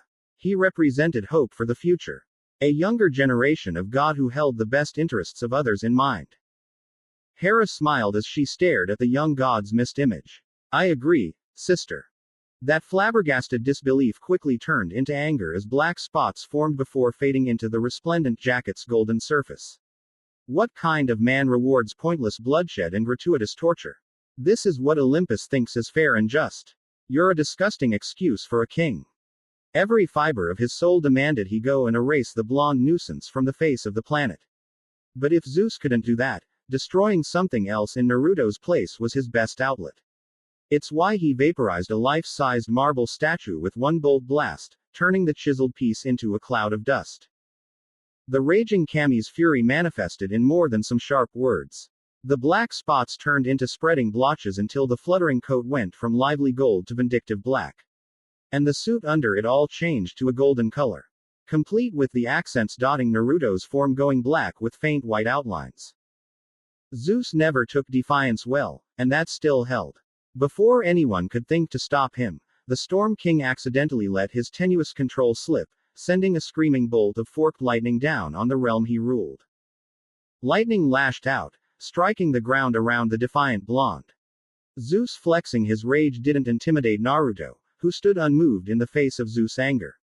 The sun spawn refused to repent. Don't worry, father. I'll make this fool pay for disrespecting you. And I'll love every second of it. Dionysus rolled his eyes at the hamming. Kiss ass. Hephaestus snorted in agreement. Deal with the problem in front of you, Naruto. After calming himself, Naruto created a glowing kanji that turned into a wormhole. He reached into the reality tear and pulled out a Menenuhoko and his kopis from the Trojan War. Both weapons were immediately drenched in black flames, drawing Naruto's attention momentarily before he glared at Heracles. Finally, something worth his attention, Hef found himself admiring the simple elegance of Naruto's spear. But it was more than an aesthetic. Hef felt the power ingrained in that simplistic longarm. That weapon. It's ancient. What I wouldn't give to have just a look at it. The tempest-charged deity blurred toward Naruto, moving faster than a man his size had any right moving. But he wasn't still quick enough that Naruto lost track of him. Naruto crossed his sword and spear in front of him, using the makeshift X to block the fist aimed at his face. Athena's hand blazed through the pages of a book she conjured up. The once empty journal was already filled with pages of detailed diagrams and notes. What she saw captivated Athena in a way she couldn't describe perfectly. The way he blends the mysticism of his talents with martial skill is nothing short of incredible. It's power and skill hand in hand. Prowess crafted into near perfection. Aphrodite landed in a giggling fit over Athena's crush on the handsome god. It was a dream come true for the love goddess. She finally saw the day Athena showed her interest in a man. Your crush is showing again, Athena tilde. Should I start planning your wedding ceremony? Demeter joined in on the fun with her whimsical take. Be careful, Athena. If you plan on pursuing him, you might end up fighting Artemis for the young man's hand. Despite being thoroughly embarrassed, Athena held out admirably. Then her rival's laughter hit. Poseidon's obnoxious chortles ruined her composure, leaving the goddess with a gold-stained face. Silence. Your repulsive salt breath is giving me a headache. As this madness happened in real time, Hestia shared her opinion in a far more understated way when she turned to Artemis. I believe Leto would approve of you and Naruto. He's a good man. Much like Athena, Artemis' face was permanently stuck in a blush as she stared comically hard at the moving mist image. It was lightning raging against fire until Heracles backed away from the test of metal. Another breakneck rush came his way, but Naruto was ready for it. With a sweeping swing of his kopis, the burning kami unleashed a wave of black fire on Heracles. Heracles didn't run through the pyro wall. He jumped over it and into the sky, drawing lightning down from the clouds. The raw power funneled into him, making his cloak triple in size. With all the firepower he could ever need, Heracles fell like a star on Naruto. Hey bro, can you use black fire? Hermes couldn't help but ask, wondering if he could somehow get his hands on some. Those devious aspirations were dashed when Apollo shook his head. One upward shove from Amenanuhoko hurled a typhoon of ebony incineration at his foe. The deadly inferno forced Heracles to the side, so his landing hit next to Naruto rather than on the Shinto god's skull. Going for a snap kick directed at Naruto's neck, Heracles felt his kick be blocked by the flaming kopis. Sna APP. Sadly for Naruto, the mortal forged sword couldn't withstand the combined pressure of Naruto's flames and Heracles' strength. Ever the forge worker, Hephaestus wasn't surprised by the sword's shattered fate. Mortal weapon. Never would have held out. Thinking on his feet, Naruto snatched the snapped piece of metal as it went into the air and tried jamming the broken blade into Heracles' muscular abdomen. However, a burst of static sent the magnetized piece of metal out of Naruto's hand. Both gods spared a moment to look at the smoking metal burn slowly. Heracles broke the piece with a satisfied smirk. A weapon for a weapon. One insignificant victory, and he immediately brags about it. Truthfully, the muscle-bound bastard continued showing reason after reason why Hera hated him with a burning passion. The vertical line of Shinto sigils running Amenanuhoko's shaft glowed brown against the wood as Naruto buried the butt of his polearm in the ground. Yomi Numa. Swamp of the underworld. He can move the ground. I thought he was a sun god. This newest development piqued Demeter's interest in something beginning to wane. Fighting was never her cup of tea despite being perfectly capable of it. Athena happily put her highly educated theory out there. It wasn't possible for her to not share such thoughts.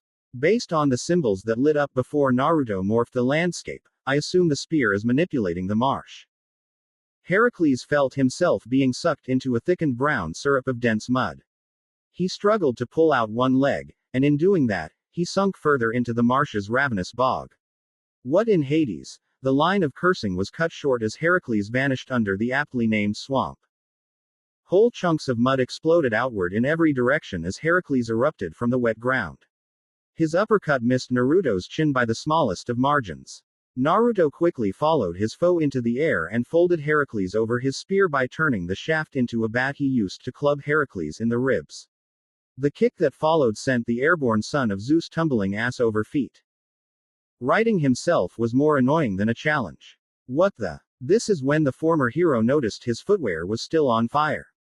Shrugging both shoes to be safe, Heracles also saw from the corner of his eye the broken sword also burning beneath a blanket of black flames. That's when he made a concerted effort to take in their battlefield. Poseidon saw what was coming when Heracles foolishly took his eyes off the prize. It's why he had a smirk curling into the top of his thick beard and mustache combination. Bad idea. The momentary lapse cost him as Naruto appeared with a massive globe of blue energy spiraling in his hand. Heracles recoiled but couldn't react further as Naruto's self-contained sphere suddenly expanded as he brought the energy bomb down.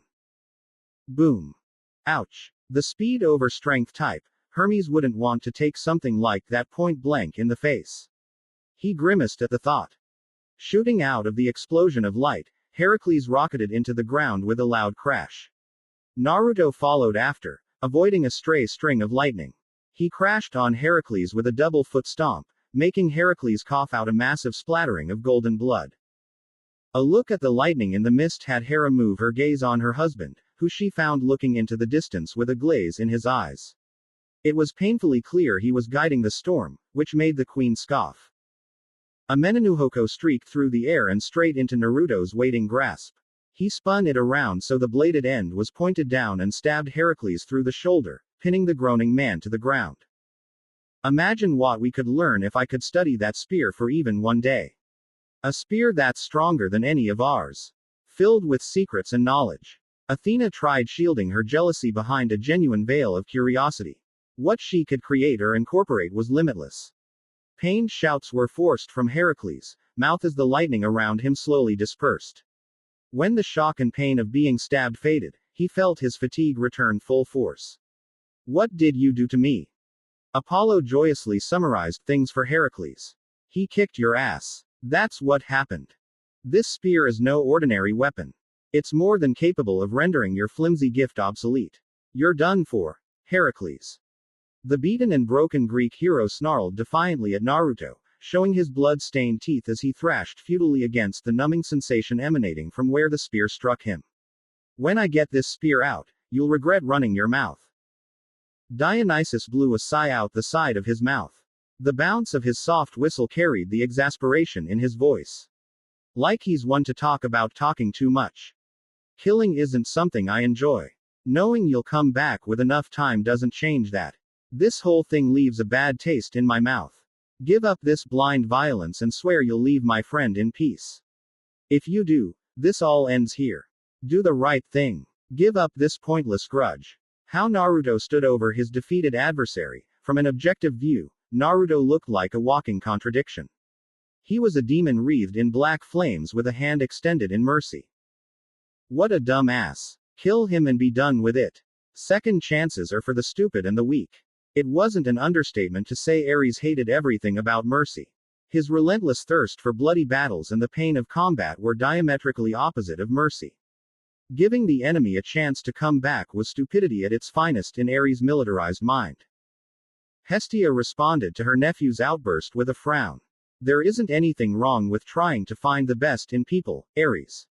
The ability to forgive is a strength all its own. If Hestia didn't learn to forgive, she'd never talk to anyone in this room. Her family seemed to forget, but they had made their fair share of heinous mistakes since taking control from the Titans. The tumultuous thunder on high whispered soft assurances in the prone Greek's ears.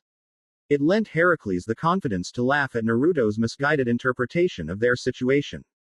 Or he laughed for as long as his bruised, possibly broken ribs allowed. I don't give a damn about the Hesperide. This is about me and you, Xenos. You defeated me, and I won't stop hunting you until I wipe your stain from my name. I swear, I don't care who I break or what I ruin to get what I want. This doesn't stop until you're broken at my feet. Once he worms out of Hades' clutches, I'll put an arrow through his brain. And Artemis truly meant it. Her fury was so palpable that even Apollo started shying away from the dangerous aura around the moon's divine steward. Naruto expressed his disappointment with a muted sigh. It appeared Heracles held on to things for better or worse, just like his father before him. One more thing. Zeus. Eyes glowed pure white. Power personified. You shouldn't have fucked with my father. Crash. Rapturous yellow lightning tore its way out of the dark sky. Make no mistake, this was divine intervention. The blatant smiting thrown at Naruto came courtesy of Olympus King. Heracles felt like it was happening in slow motion. He saw the flash that followed as his victory. And he laughed. Zeus. Artemis didn't pull short this time. This was no empty threat. On her feet and bow drawn, silver wisps of moonlight radiated erratically off her weapon as she pulled on the bowstring, straightening the arrow she had aimed at her father's head. Intervention came from the golden hand of her twin. Apollo held Artemis back from doing something drastic. It was uncharacteristic seriousness that cut through her rage just long enough. Artie, look. Following his advice, Artemis' heart swelled with relief. Then Naruto did the unthinkable. He caught the lightning without looking, leashing it around his hand and wrist. Everything seemed eerily quiet as the yellow lightning changed to deep violet in Naruto's grip. What the fucking fuck? For once, no one corrected Ares' crass language because they all agreed to some extent. When I approached you, I came with my hand open in mercy. Now you've forced me to end this with a closed fist. When faced with the choice, Naruto didn't hesitate to act. A sudden thrust from his lightning-doused fist sent the destructive technique through Heracles' heart with a sopping squelch. Chidori. 1,000 birds. Aphrodite burned the powerful image of Naruto holding lightning in his hand into her mind. What began as an appreciation for Naruto's good looks turned into a spark of lust-driven attraction. She was most certainly turned on by the show of dominance. HMMH. He felt the life fade from his vanquished enemy. The sign of a job done, Naruto stumbled back with an exhausted sigh as the discharges of the Chidori caused the corpse to twitch in the dirt. Without the energy or will to keep it up, Naruto felt his transformation drop, revealing the streaks of sweat running down his tanned skin. I'm glad that's finally over. I've seen enough. I'm ending this foolishness. With the quickness of a flash, Zeus invoked an avalanche of power, shattering the mist portal. From nowhere, a vengeful windstorm howled across Olympus like a thrice-cursed Tartarus banshee.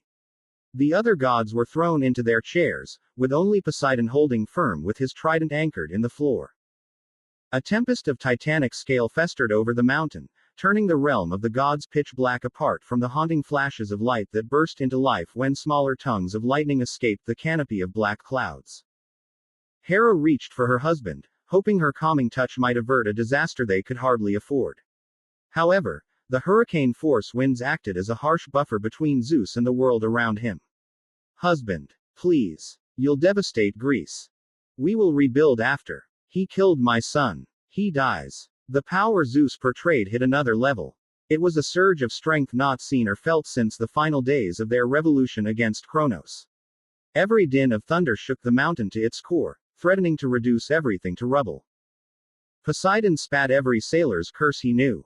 Under normal circumstances, he could handle his little brother's outbursts with his superior physical strength. But when Zeus melted down like this, Poseidon's best hope was reason. Where was Hades when you needed him? Heracles is immortal, brother. He'll come back. Killing everyone isn't justice. Just think. Zeus didn't care if this was his paranoia getting the best of him. He'd rebuild his kingdom and forget after this boy was scattered ash in the wind. He dies. He was sure he heard Athena's reasoning and Aphrodite's charm speak, but no one would stop his judgment. Zeus' arm went up, preparing to smite Naruto while he couldn't defend himself. Time slowed to a crawl as the fabric of reality tore open at its metaphysical seams. Out of the breach came a sickly gray arm with an eyeball embedded in the palm. The dangly limb seized Zeus by his throat and lifted the gasping god off his feet, which was impressive considering Zeus was in his 300-foot god form. As if Zeus' power was not but a candle being snuffed out, the catastrophic storm ceased with a whimper. The power he was so proud of fled his withering body in droves. Zeus tried clawing at the arm he couldn't breathe, and his body was going frightfully cold. Numb to even the choking. I have entertained this insolence long enough. The gaping wound in space spread further. And out dragged a figure with all gray skin. Its chest was bare. There was no muscle tone or breasts. Or any defining feature. Its face had 3 eye sockets without eyes positioned in a triangle on its face. Purple lips were parted in a harsh scowl as 20 gangling arms spread from its back, each hand with one lolling eye stuck in the open palms. Where the gods of Olympus were no taller than 300 feet, this being made them look like mere humans. And it was only half of this being's body. Chaos. By uttering the name, the leash snapped, bringing about the full gravitas of the true primordial on the Council of Olympus. Chaos tipped their head but didn't turn to find the one who spoke their name. The many arms did that for Chaos. They spread in all directions, causing a shiver of apprehension in the gods of Greece. It was the fear of a superior predator. Olympians, you have worn thin my patience. This is what you, as rulers, do with a piece of my world. Their frustrations came with a choking squeeze that drained Zeus further of his olive complexion. Athena tried using her unparalleled mind to defend her king, but even the wise warrior goddess struggled to find her eloquence before a displeased Chaos. I understand Zeus made a hasty decision, but if you grant him. The primordial's sharp tongue tore through Athena's weak argument like papyrus parchment. Her scorn spread to the room's corners, carrying an unsurmountable anger Chaos rarely showed. His hateful choice was anything but hasty. I have seen your lives since the Titans fell. This child has done nothing but indulge himself and abuse the power he was given, escaping consequences through bullying and intimidation. Punishment has come. No one rushed to Zeus' defense. Not his siblings nor his children spoke on his behalf.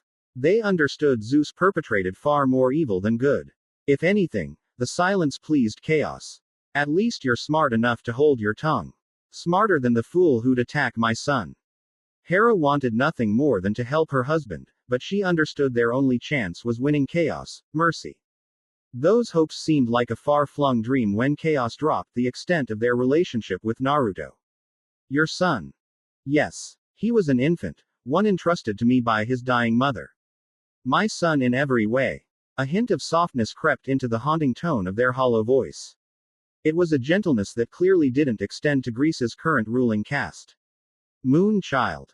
With no intention of ending up like her father, Artemis bowed in respect, keeping her eyes off the almighty primordial. Yes, Lady Chaos.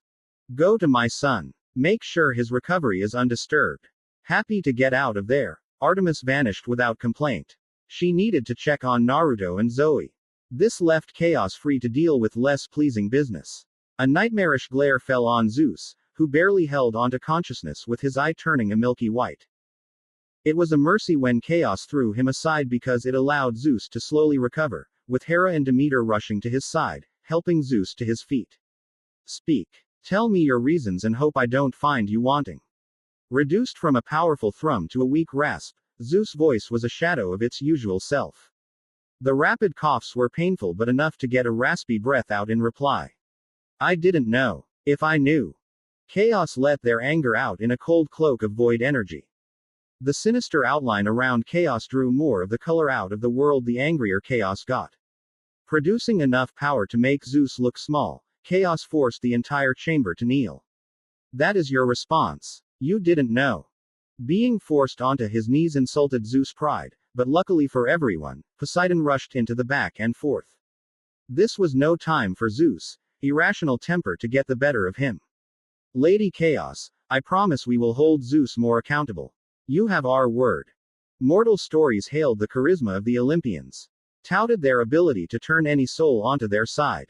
That supposed charm fell flat in front of Chaos. Hence the mocking half-smirk she gave Poseidon and his family. Your oaths are worth nothing. How many vows on the Styx have your ilk broken? This time, it will be different. The arrival of Hades was as subtle as the darkening of the shadows. His tall albeit lanky frame bore Chaos' presence the best thus far, but even the oldest son walked on shaky legs as sweat ran down his forehead. Zeus clearly had something to say, but a Tartarus-powered glare from Hades shut Zeus up. We can't prove it now. But it will be different. Something in the air changed when Chaos smiled, revealing a mouth of sharpened teeth slathered in cables of black sludge. I will let you see another day, but you won't be held to the Styx. You shall answer to Chaos should you fail. With the pact made, Chaos burnt a ring with exploding arrows in every direction into the council room's floor. The symbol of Chaos. Watch yourselves, Olympians. Because I'll be watching. Elsewhere, Artemis arrived at the battlefield in a beam of light. Zoe. She called to her friend as soon as Zoe came into sight. Artemis rushed over, and the two shared an emotionally burdened hug. What happened to him? I can't answer that, and now, Lord Naruto's body is too hot for me to touch, so I can't check what might be wrong. True to Zoe's explanation, both women saw the lines of steam rising off Naruto's prone body. Go back to camp and prepare a tent for Naruto. We'll be there shortly. With orders issued, Artemis put a hand on Zoe's forehead and sent the former nymph back in a pulse of celestial light. Artemis sank to her knees beside the blonde, pulling his head into her lap with a worried frown. She felt the burning warmth coming off his body. It wasn't anything she couldn't handle. The huntress ran her hand through Naruto's messy hair and saw the sweat beading on Naruto's grimacing brow. I need to do something, but what?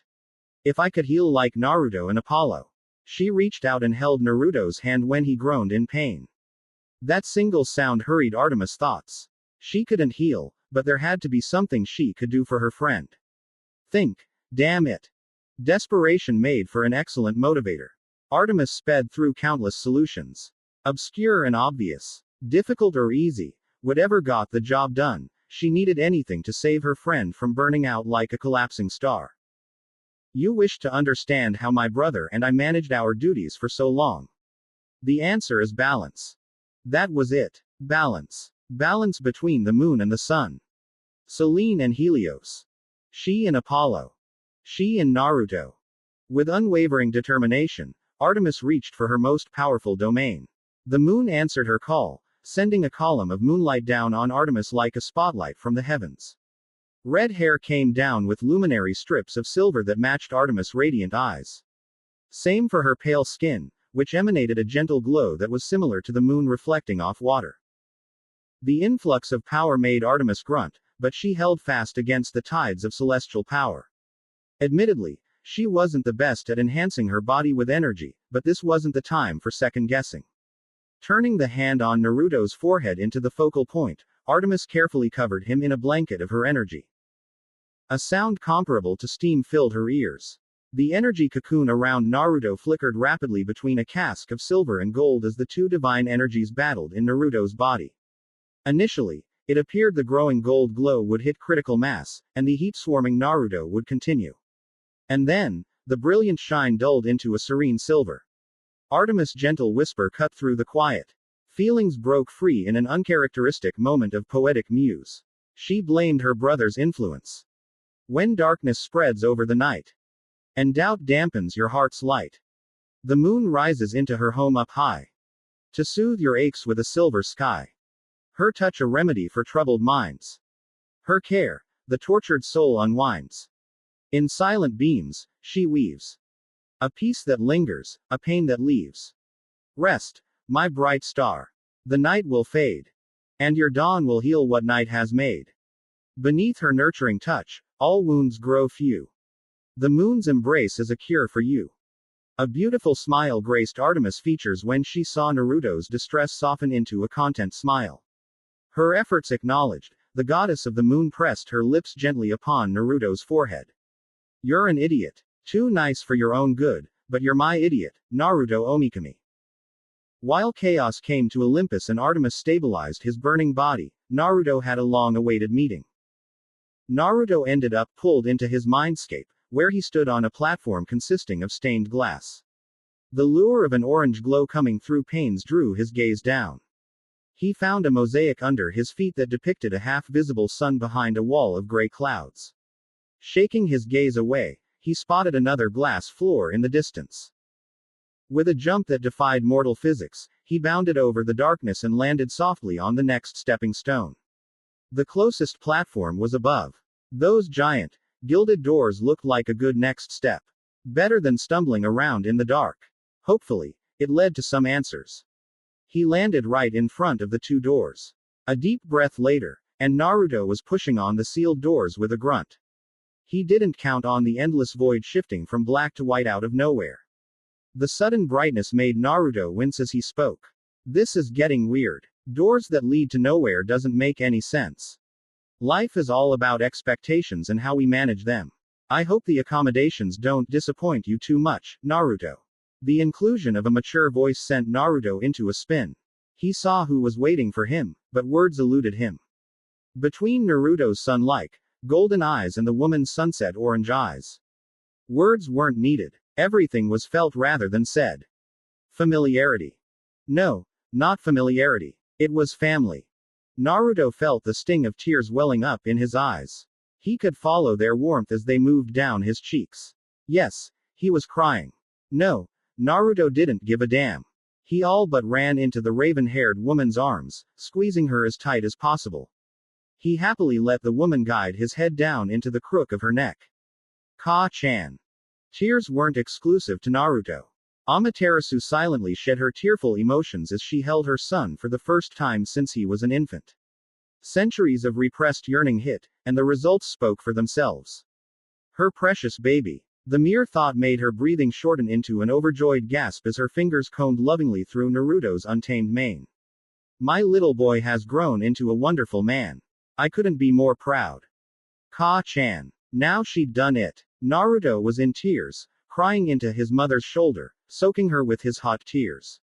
Amaterasu's soothing voice and the warmth she gave off were like nothing Naruto could describe.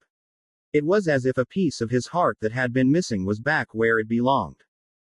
Our reunited family embraced for a few minutes before Amaterasu put her hands on Naruto's shoulder, holding her son at arm's length as she examined him with motherly pride.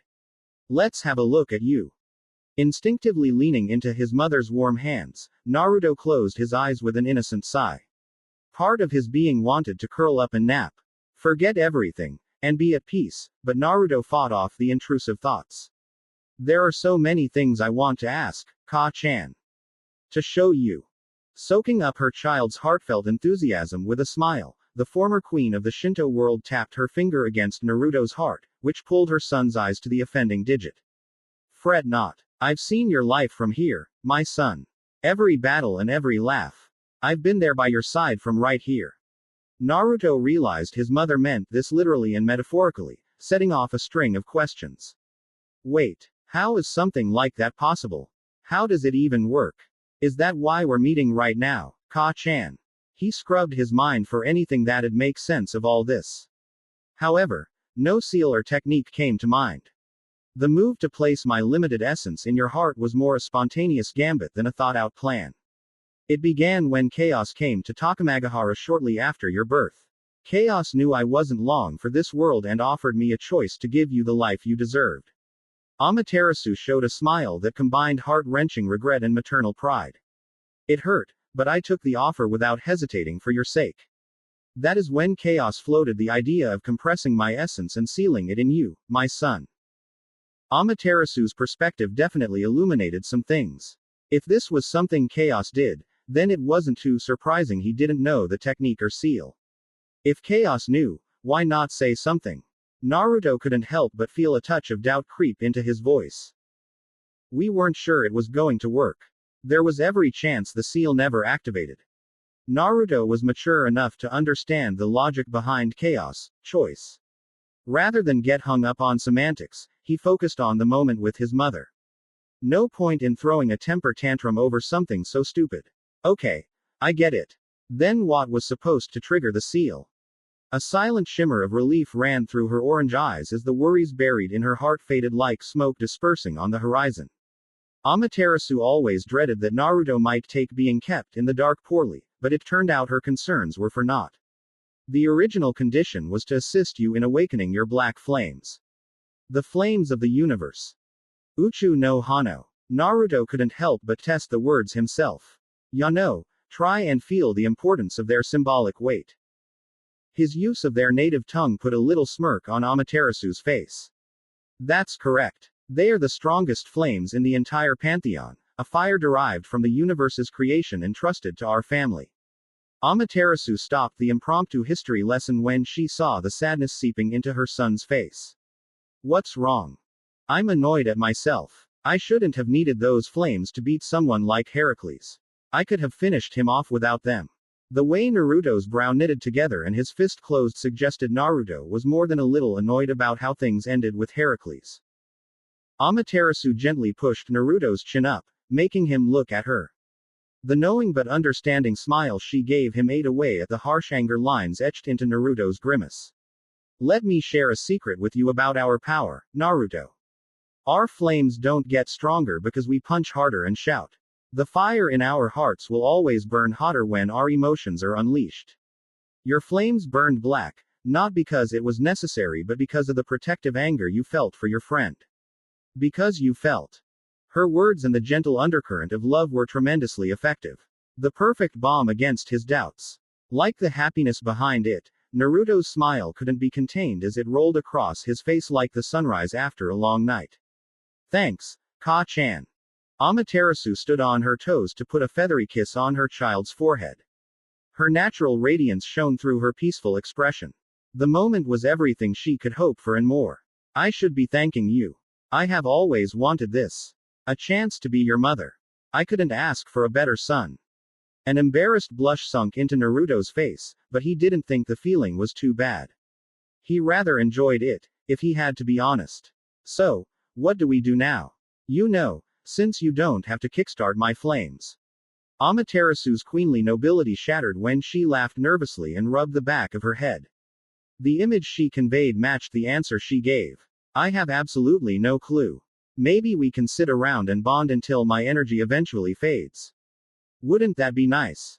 The unending vibrancy woven into Naruto's golden eyes dimmed into something more determined. His fierce change went unnoticed by his mother, who was focused on Naruto's quiet question. How long would that be? The fading. Taken by her estimations, Amaterasu's sunset orange orbs glazed over as she stared idly into the white space beyond Naruto's shoulder. If I had to guess. A year. Perhaps a handful of them if I conserve my essence. A year or 5 wasn't any time at all for immortals. All the more reason for Naruto's urgent reply. No. His stern denial of the situation spurred Amaterasu from her distracted state. Her gently turned frown showed the confusion Naruto sowed. I don't understand. What's wrong? I mean what I said. I won't let you disappear now that you're finally here. I refuse. Oh. Naruto. Her brave boy hid it well, but there was a pain in his soul. The despair of not having his family growing up left an undeniable mark on him. If that's what you want, I won't stop you. But promise me you won't let it stop you from living your life. Funny how one remark could take the anger out of a person's sails. Naruto went from passionate to confused in the time it took his mother to offer a piece of life advice. Huh, what do you mean? You can't be obsessed with the past at the cost of what's happening around you. Like the Greek moon girl, for instance. Or should I call her my future daughter-in-law? A tittering Amaterasu didn't even get through talking before she broke into a fit of giggles. Her ploy to take Naruto's mind off the past worked like a charm. The look Naruto was giving her was too much. It broke her composure in a flash. How could Amaterasu not tease him when Naruto stammered silently as a golden blush overtook his normal complexion? What are you talking about? You got it all wrong. Artemis is just a friend, Ka-chan. A friend. If things got any worse for Naruto, he might end up with steam coming out of his red ears. Amaterasu retained the happy glint in her eye for multiple reasons, many of which completely eluded Naruto. Then why has she been by your side the whole time you've rested? Wait, she has. Yes, and you have made the poor girl worry long enough. Go, I'll talk with you soon, Naru-chan. He was pushed out of the mindscape the same way he was pulled, but this time, Amaterasu was giggling as he exited. Gods didn't operate at the same level as mortals. When they woke up, they weren't groggy and distracted. That is why Naruto emerged from his slumber, fully aware of how Artemis held his hand in an iron clench. A glance to his right showed Artemis bedside, sleeping in a small chair. Naruto sent a spark of energy through their conjoined hands, waking Artemis from the land of sleep. Rise and shine, Tsuki-chan. The insincere annoyance she had for Naruto's affectionate nickname was purely reflexive at this point. Will you stop using that stupid name, Naruto? Her complaint lay with the sound of her stiff shoulders popping loudly. That's when the moment hit her. And Artemis realized what Naruto's familiar voice meant. In a rush of motion, the redhead threw her arms around Naruto, letting the two friends share a moment of peace. It was an apology and forgiveness in one gesture. With the sentimental parts out of her system, Artemis transitioned from embracing Naruto to scolding him for being rash, which wasn't unusual for their complicated relationship. Why did you have to look for another fight, idiot? I wasn't about to let that asshole Heracles torture Zoe any more than he already had. If that meant a fight, then so be it. Naruto's lips tugged down in disagreement. Dishing out some punishment on the meat-headed son of Zeus wasn't something Naruto would ever regret. Don't be absurd. I don't care about Heracles. The fool never stood a chance. I was worried when father got involved. Worried for you and Zoe. Must you always be so reckless? There was a softness of concern in her voice, which revealed itself in a semi-managed sense of anxiety that Artemis couldn't hide from someone who knew her as well as Naruto did. Look, I'm sorry I made you worry. But you can believe in me, Artemis. I won't let you down. I'm stronger than I look. Reaching out, he took Artemis by the hand and squeezed. Hopefully, his honesty proved the worth of his words. Because, right now, all he had was his word. Artemis looked away from Naruto with a theatrical huff. Her sideways stare steadied outside the tent. It was all she could do to hide her half-smirk from Naruto. You better be strong with all the stupid ideas you come up with. If you die, I'll pull you out of your underworld myself. Naruto forced out a humorless laugh that rippled with sarcastic wit. Ha ha, when did you become such a jokester? When you're done, how about you tell me about the reaction on Olympus? The most surprising part was chaos coming to Olympus. They berated Zeus and threatened him for acting against you. Their anger. It was as incredible as it was frightening. I thought they'd erase him in front of the council, and there wasn't anything we could have done about it. It was eye-opening. Artemis wasn't too proud to admit the memory of chaos invoked a terrible shiver in her soul. That memory was a stark reminder of her place in the universe. Naruto was genuinely surprised but pleased to know that his mothers were looking out for him in different ways. He gave Chaos a silent thank you and was rewarded with a hug in all its warmth. It was a good reminder that the almighty primordial who raised him always had an eye on him. I am more than a little peeved with you. How come you never mentioned your relationship to Chaos? Her half-hearted glare didn't match the claim she attempted to make. Yeah, sorry I kept it from you. I didn't want you to think of me as Chaos, child, before you knew me as Naruto. There isn't a day that I'm not thankful for what Chaos did for me. However, that love comes with a shadow. Perhaps more in depth than she expected, Naruto's introspective answer was enough for Artemis to move away from the tense exchange. Back to your fight. Everyone but my father enjoyed watching you humble Heracles. Though I should warn you, now that the moment has passed, the other Olympians will come looking for you for their own reasons. She saw it on their faces and in their gazes. Naruto was the topic of Olympus. Naruto sighed over the news, but he was far from shocked. He got done wiping a palm over his face when he saw Artemis looking nervous about something. Go ahead, spit it out. You want to say something. Credit where credit is due. Artemis didn't mince words. She didn't try hiding behind flattery. Artemis told her fire-flaunting fried the truth word for word. My sister, Athena, came to the camp while you were in recovery. She asked I return a favor. A meeting between you and her. Ah, I get it now. Athena used my friendship with you as a means to get to me. Clever of her. A meeting wasn't on the schedule, but I'll take the meeting for your sake. His acceptance left Artemis all smiles. Fantastic. Now you can meet the new hunters and speak with the older ones. They want news of your health. Literally pulling him out of the tent by the hand, Artemis left no room for argument. Only for Artemis to stop short of the tent's exit. In a sudden turn, Artemis spun on nimble feet and gently kissed Naruto on the cheek. The small smooch caught a blushing Naruto off guard, but Artemis was already moving on, bringing him along for the ride. Together, they exited the tent and into the small clearing outside Naruto's lodgings. Artemis released Naruto's hand to whistle for her daughters. In no time, a crowd of hunting maidens stood before Artemis and Naruto. The latter set the tone when he bowed respectfully to the Greek hunters. Thank you for keeping the camp and myself safe as I recovered.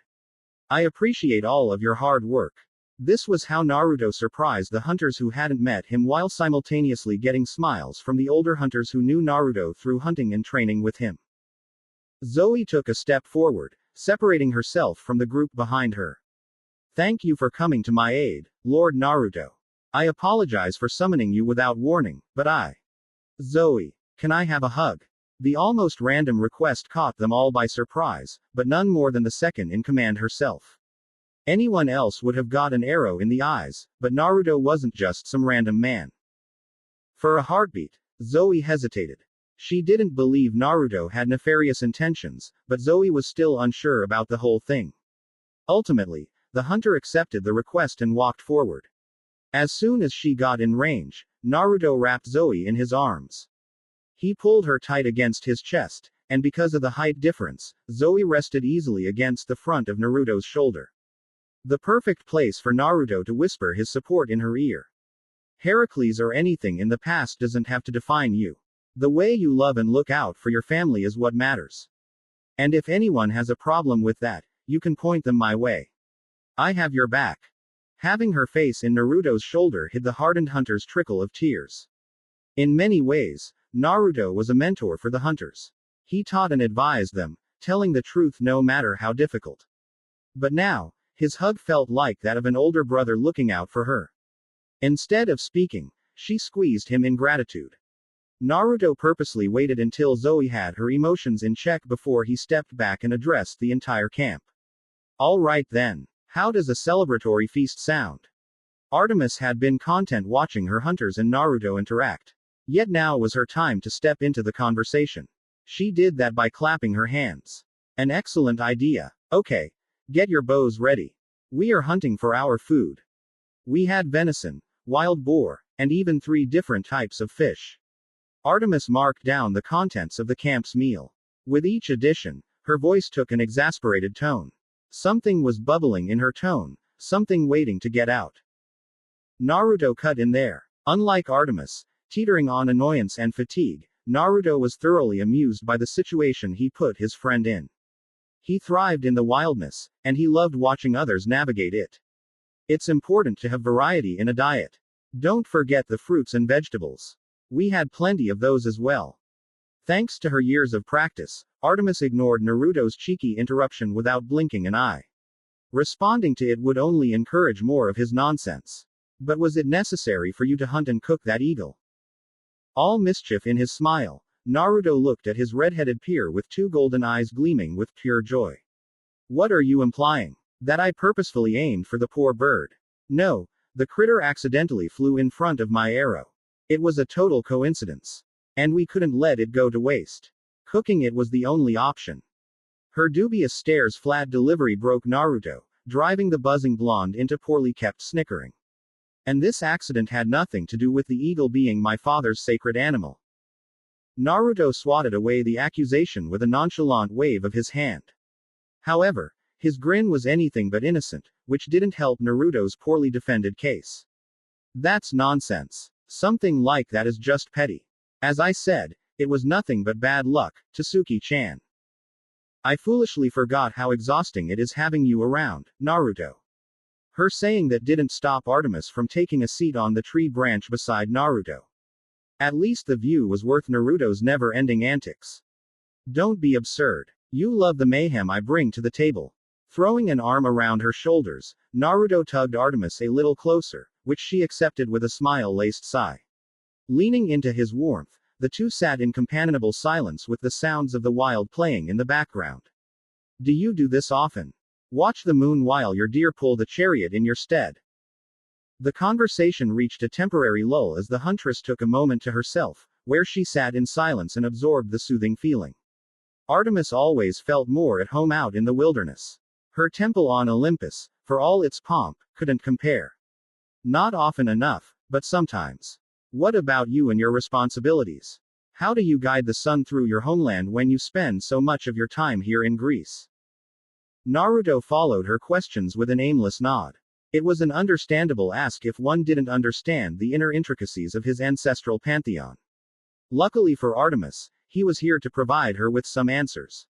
You mean like your brother does? Yeah, I don't guide the sun in the literal sense. The sun's influence is tied to one of the world pillars in Takamagahara, which handles it for me. Artemis made an enlightened ah noise, which rolled around into a humming noise. Her evident contemplation ended up becoming another question. Takamagahara is a divine realm like Olympus, right? The place where your family ruled the mortals from. What is it like? She prepared herself for an elaborate story that painted a paradise worthy of the gods. Perhaps at a later date, she could convince Naruto to take her there for a visit. That'd be something worth doing. Ha! Artemis could imagine Athena's jealous fit. There'd definitely be some teasing due, but all in good fun. I have no idea. What? A stiff turn of her head placed Artemis in line with her friend's bright eyes. Her grandiose ideas crashed down hard. It left her with a flat voice that rapidly spiraled into a deadpan. But what else could Artemis say? If he was going to talk about Takamagahara, how could he come up with something so lame? It was a complete and utter letdown. To his credit, Naruto acknowledged the awkward lack of flair with a wry grin. His free hand rubbed the back of his head as he squinted like a nervous fox. It was almost endearing for Artemis to see him so embarrassed. It's a spell or an enchantment, a powerful one to boot. Don't know who put it there, but it's keeping Takamagahara locked down tight. I've been looking for answers whenever I go home, but no luck so far. A thought struck him. Maybe Ka-chan can help me out. I'll have to remember to bring it up with her the next time we talk. Naruto wasn't all that bothered that he forgot to mention it earlier. As far as he was concerned, he had higher priorities than a place he'd never seen. It was his mom, for chaos' sake. With Naruto lost in a world of his own making, Artemis realized how close she and Naruto were. Sitting under his arm, they were turned in a way that had them nearly nose to nose. The intimacy of their closeness had her blushing a brilliant gold and looking away. But she didn't move from under Naruto's half-embrace and its warmth. I'm sure you will figure it out. You're too stubborn to quit. Responding to her toothless insult with another chuckle, Naruto stared at the full moon with a crooked smile. He couldn't resist the allure of teasing her when she set him up with such splendid reactions. That's rich coming from you. You're one to talk about stubbornness. I'm pretty sure you're as hard-headed as I am. That's all right. I like that about you. The mutual tenacity was another reason why they got along so well. Once she put a tentative chokehold over her blush, Artemis calmed herself with a measured breath and shut her eyes. This way, the Moon Archer could hear the forest and absorb Naruto's abundant warmth unobstructed. When do you want to meet Athena? My sister believes it'd be best if you met in Athens. From there, she can mitigate the influence of the others. Keep them from sticking their noses where they don't belong. Naruto mulled over the idea, making sure he paid the thought its due diligence. Eventually, he put out a more definitive answer with actual words behind it. I was going to see how my dragon is doing, but... The sudden inclusion of a dragon in their conversation had explosive results. Artemis bolted to her feet, staring down at her friend with a pair of eyes so large they resembled the full moon overhead. She must have misheard him, surely. Did you say a dragon? An actual fire-breathing dragon? Naruto had to swallow a snort lest he fall over laughing. Unlike the frazzled hunter, he was calm and collected. Whenever he thought about his grandmother's gift, there was warmth in his soul. Without fail, an ear-to-ear smile came out. Sitting back against the tree, he folded his hands behind his head. Yup. You heard right. His name is Encalagon. I wonder how big he's gotten since I last saw him. A dragon. The glassed-over look in Artemis' eyes said she was somewhere else. Lost in a fantasy world of her own creation. She couldn't help it. It was her instinct to hunt. The image of a glorious dragon hunt was the stuff of dreams. She saw it now. Fire and arrows in every direction. The thrill of the chase. And then the battle that'd end in her victory. Her aspirations were painfully apparent to Naruto. He picked up on her intentions in seconds. Plucking a loose twig from the tree, the kami flicked it off Artemis' forehead. The small stick bounced off her head hard enough to leave Artemis with the sting. You aren't hunting my dragon. Keep your arrows to yourself, archer maniac. A glowering look from the redhead turned into a petulant pout that saw her crossing her arms over her chest. Telling a hunter not to hunt was like demanding a fish doesn't swim. It was cruel. Whatever. But you're bringing me to see this dragon of yours. You got it. Try as she might, Artemis failed to mask the boiling excitement in her eyes as she waited for his answer. Naruto took his dear friend's enthusiasm with a warm smile. For all her skill and reputation, moments like these, where Artemis' more childish side surfaced. They were some of his favorites. He appreciated the flashes of innocence because that's when Artemis was being herself. Yeah, for sure. We can figure something out. Why don't you tell Athena I'll be in Athens in 2 days? That should give her time to get things sorted. Of course, a small part of him wondered what Athena had in store for him. Who wouldn't be curious? But trying to guess wouldn't do anything but drive him crazy. A mind like Athena's could come up with almost anything. The chaotic bit in him sorta looked forward to the challenge. At the very least, it wouldn't be a boring trip. The solace in her heart formed in a rushed sigh off her parted lips. Artemis was relieved things were going smoothly for once.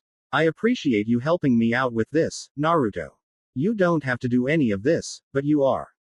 His efforts for her sake weren't lost on Artemis.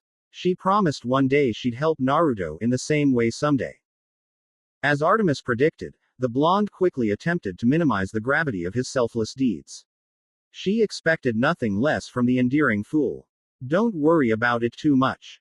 Athena is probably the best first meeting I can ask for, and it was bound to happen sooner or later.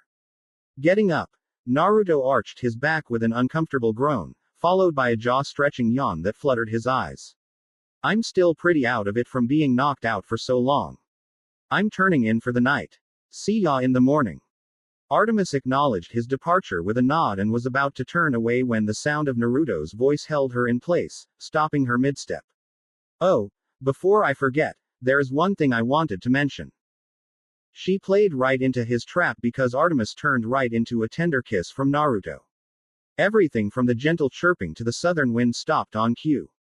Their lips meshed together perfectly with the right amount of pressure to make her lips tingle nicely up until the moment Naruto's mouth retreated.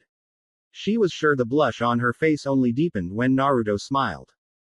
"Goodnight, Tasuki-chan." And like a thief in the night, Naruto dropped off the tree and disappeared into the dense forest below without making a sound to hear.